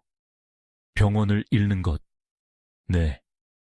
면허를 잃는 것. 이준호는 고개를 끄덕였다. 명성을 잃는 것. 이번에도 고개를 끄덕였다. 검사는 한참 동안 그를 바라봤다. 그래서 한 사람의 목숨보다 그게 중요했다는 겁니까? 이준호는 아무 말도 하지 않았다. 검사가 다시 물었다. 한서연 씨가 죽어야 당신이 살 수 있다고 생각했습니까? 그렇게까지 생각한 건 아닙니다. 그럼 왜 CCTV를 끄고 휴대전화를 집에 두고 피해자를 병원으로 데려갔습니까? 이준호의 입이 닫혔다. 검사는 마지막으로 물었다. 왜 시신을 훼손했습니까? 한동안 침묵하던 이준호는 낮은 목소리로 말했다. 신원을 늦게 알아내게 하려고 했습니다. 조사실 안이 조용해졌다. 그 한마디는 검찰이 필요로 하던 중요한 진술이었다. 그는 자신이 무엇을 하고 있는지 알고 있었다. 죽인 뒤 공포에 질려 정신없이 행동한 것이 아니었다. 경찰의 수사를 늦추기 위해 어떤 부분을 없애야 하는지 생각했다. 여러 장소에 나눠버리면 범인의 동선이 복잡해질 것이라고 계산했다. 그리고 가장 신원 확인에 직접적인 부분을 따로 강에 던졌다. 2009년 12월 18일 검찰은 이준호를 정식 기소했다. 사건은 곧 언론을 통해 전국적으로 알려졌다. 동물 살리던 유명 수의사의 두 얼굴. 연인을 살해한 뒤 시신 훼손. 병원 수술실에서 발견된 지워진 혈흔.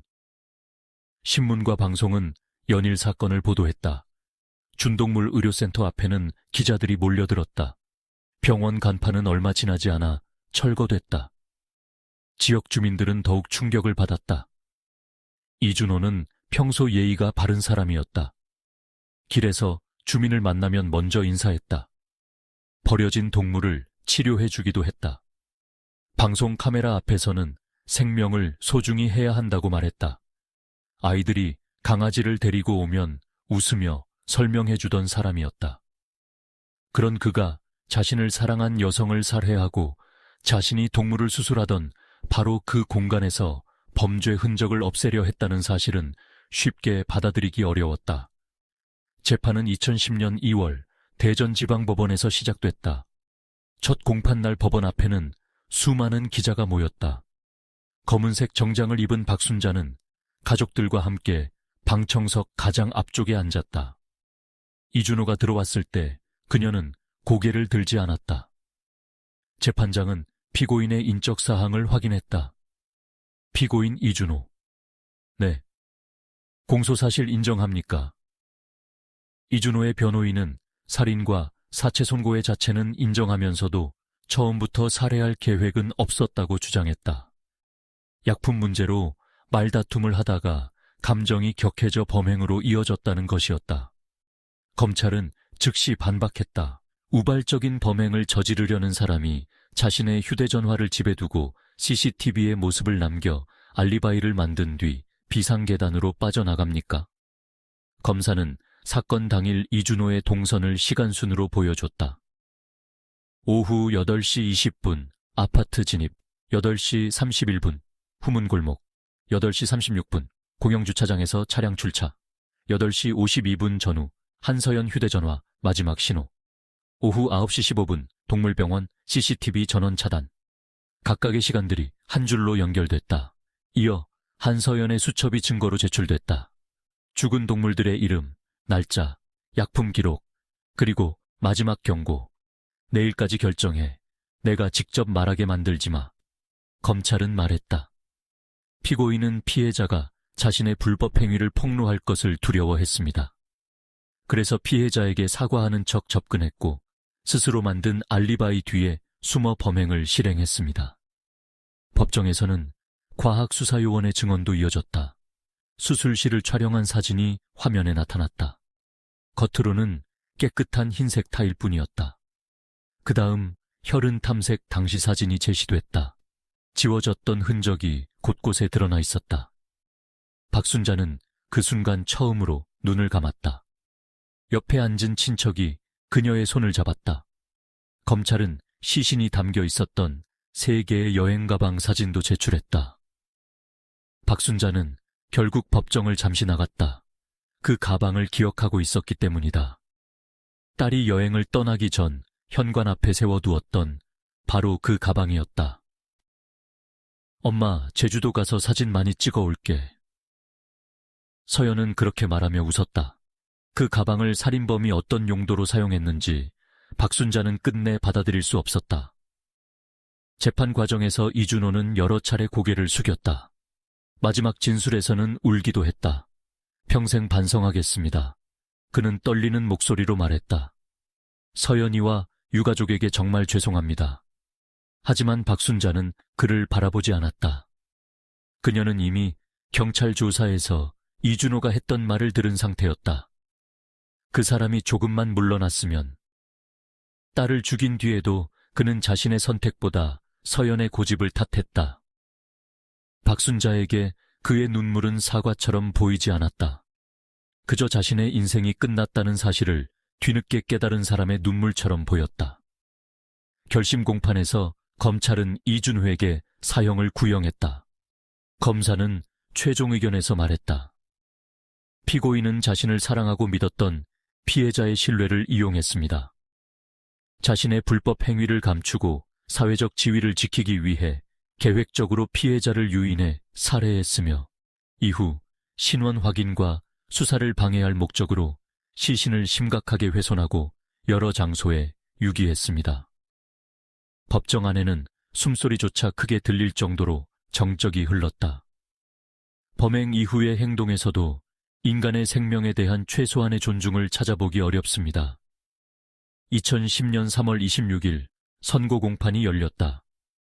재판부는 이준호의 범행이 사전에 상당 부분 준비됐으며 범행 후 증거인멸 과정 역시 치밀했다고 판단했다.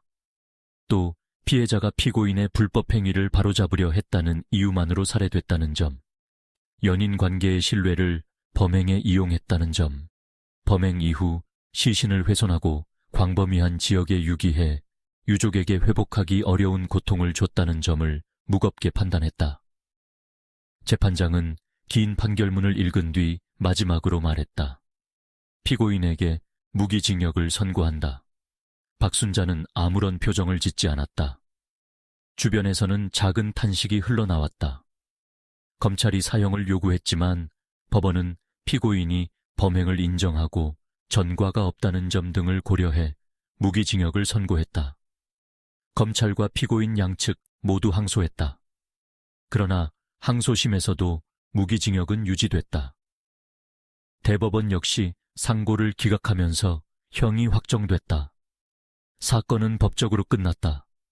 하지만 박순자에게 사건은 끝나지 않았다. 한서연의 장례는 수사가 어느 정도 마무리된 뒤 치러졌다.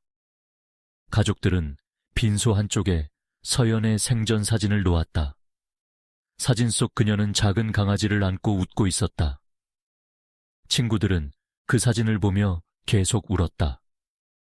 제주도 여행을 함께 가기로 했던 최미정은 서연의 영정 앞에 작은 조개 모양 기념품을 놓았다. 원래 제주도에서 함께 사려고 했던 물건이었다. 그리고 장례가 끝난 뒤에도 박순자는 가끔 갑천을 찾았다. 계절이 바뀌었다. 겨울이 지나고 봄이 왔다. 강변에는 다시 풀이 자랐다. 사람들은 자전거를 타고 지나갔고 아이들은 부모와 함께 산책했다. 하지만 박순자에게 그 강은 평범한 강으로 돌아오지 않았다. 어딘가에 아직 딸의 일부가 남아있을지도 모르는 장소였다. 어느 봄날 오후 그녀는 강변 벤치에 앉아 오래된 사진 한 장을 꺼냈다. 서연이 동물병원 앞에서 강아지를 안고 있는 사진이었다. 그 사진을 찍어준 사람도 이준호였다. 사진 속 서연은 아무것도 모른 채 환하게 웃고 있었다. 자신이 사랑하는 남자가 언젠가 자신을 죽일 것이라고 상상할 이유가 없었다. 오히려 그녀는 그 남자가 좋은 사람이라고 믿었다. 동물을 살리는 사람, 아픈 생명을 돌보는 사람, 자신과 같은 마음을 가진 사람. 하지만 한서연이 마지막에 발견한 것은 전혀 다른 얼굴이었다. 돈을 아끼기 위해 위험한 약을 사용하고 문제가 생기자 숨기고 그것을 밝히려는 사람마저 제거하려 했던 얼굴이었다. 그녀가 침묵했다면 살아남았을지도 모른다. 모른 척했다면 제주도에도 갔을지 모른다. 친구들과 사진을 찍고 돌아와 다시 회사에 출근했을 수도 있었다. 그러나 한서연은 자신이 본 것을 외면하지 않았다. 그 선택 때문에 목숨을 잃었다고 말할 수도 있었다. 하지만 수사팀장 김태경은 사건 기록 마지막 부분에 다른 문장을 남겼다. 피해자의 원칙이 비극을 만든 것이 아니다. 자신의 잘못을 감추기 위해 타인의 생명을 없애도 된다고 판단한 피고인의 선택이 비극을 만들었다. 몇 달 뒤 준동물 의료센터가 있던 자리에는 다른 가게가 들어왔다. 간판도 바뀌었다. 수술실에 있던 장비는 모두 사라졌다. 벽과 바닥도 새로 공사됐다. 사람들은 조금씩 사건 이야기를 하지 않게 됐다. 하지만 당시 현장을 확인했던 형사들 가운데 일부는 한 가지 장면을 오랫동안 잊지 못했다. 처음 병원에 들어갔을 때의 모습이었다. 모든 것이 지나치게 깨끗했다. 하얀 벽, 깨끗한 수술대, 정돈된 기구, 아무 일도 없었던 것처럼 닦여있던 바닥. 그리고 불을 끄고 혈흔 탐색을 시작했을 때 하나씩 모습을 드러내던 지워진 흔적들. 이준호는 모든 것을 없앴다고 생각했다. 피를 닦았다. CCTV를 끊었다. 휴대전화를 집에 놔뒀다. 시신을 나누어 도시 곳곳에 버렸다. 소지품은 강물에 던졌다. 자신의 얼굴이 실린 신문 페이지까지 뜯어냈다. 하지만 너무 많은 것을 지우려 했기 때문에 오히려 흔적을 남겼다. 사라진 신문 한 장, 병원에서 사용하는 톱밥, 꺼져 있던 CCTV, 타일 사이에 남은 혈흔. 그리고 무엇보다 한서연이 마지막 순간 손톱 아래에 남긴 그의 DNA. 그 작은 흔적들이 하나씩 연결되면서 모두가 피해자의 전남편과 원한을 품은 직장 동료만 바라보던 수사를 완전히 뒤집었다. 한서연은 마지막 순간까지 범인에게서 아무것도 빼앗지 못한 것이 아니었다. 그녀는 자신의 손톱 아래에 살인자의 흔적을 남겼다. 그것이 결국 자신을 죽인 남자를 법정까지 끌고 갔다. 그리고 사건이 끝난 뒤에도 박순자는 딸에 대해 이야기할 때 이준호의 이름을 먼저 말하지 않았다. 그녀가 기억하고 싶은 것은 살해당한 한서연이 아니었다. 살아있었던 한서연이었다. 일을 꼼꼼하게 하던 사람. 길에서 다친 고양이를 그냥 지나치지 못하던 사람. 잘못된 것을 보면 불편하더라도 말하던 사람. 친구들과 제주도 여행을 준비하며 어린아이처럼 좋아하던 사람, 어머니에게 전화를 자주 하던 딸. 어느 날 박순자는 인터뷰를 요청한 기자에게 이렇게 말했다. 사람들은 우리 서연이를 시신이 여행 가방에서 나온 여자라고 기억하겠죠. 그녀는 잠시 말을 멈췄다. 하지만 우리 딸은 가방 속에 있던 사람이 아니에요. 기자는 아무 말도 하지 않았다. 살아있을 때 어떤 사람이었는지 기억해줬으면 좋겠어요. 그것이 박순자가 마지막으로 부탁한 말이었다. 2009년 겨울 대전을 뒤흔든 세계의 검은 여행 가방 사건은 그렇게 끝났다. 살인범은 잡혔다. 숨겨졌던 범행 장소도 밝혀졌다. 그가 만들어낸 거짓 알리바이도 무너졌다. 그리고 자신을 보호해줄 것이라 믿었던 완벽한 청소와 치밀한 위장은 결국 아무것도 지켜주지 못했다. 그러나 끝내 돌아오지 않은 것이 하나 있었다. 한서연의 얼굴이었다. 갑천은 그 이후에도 아무 일도 없었다는 듯 계속 흘렀다. 비가 오면 불어났고 겨울이면 얼음이 생겼으며 봄이 오면 강변에 다시 풀이 자랐다. 그 흐르는 물 어딘가에 무엇이 남아있는지는 아무도 알 수 없었다. 다만 박순자는 가끔 강가를 찾아 같은 자리에 서 있었다. 그리고 한동안 물을 바라본 뒤 아주 작은 목소리로 딸의 이름을 불렀다. 서연아. 돌아오는 대답은 없었다. 강물 흐르는 소리만 들렸다. 하지만 적어도 한 가지는 분명했다. 이준호가 없애려고 했던 한서연이라는 사람의 존재는 사라지지 않았다. 그가 찢어버린 신문 한 장보다도, 닦아버린 혈흔보다도, 강물에 던져버린 증거보다도 오래 남았다.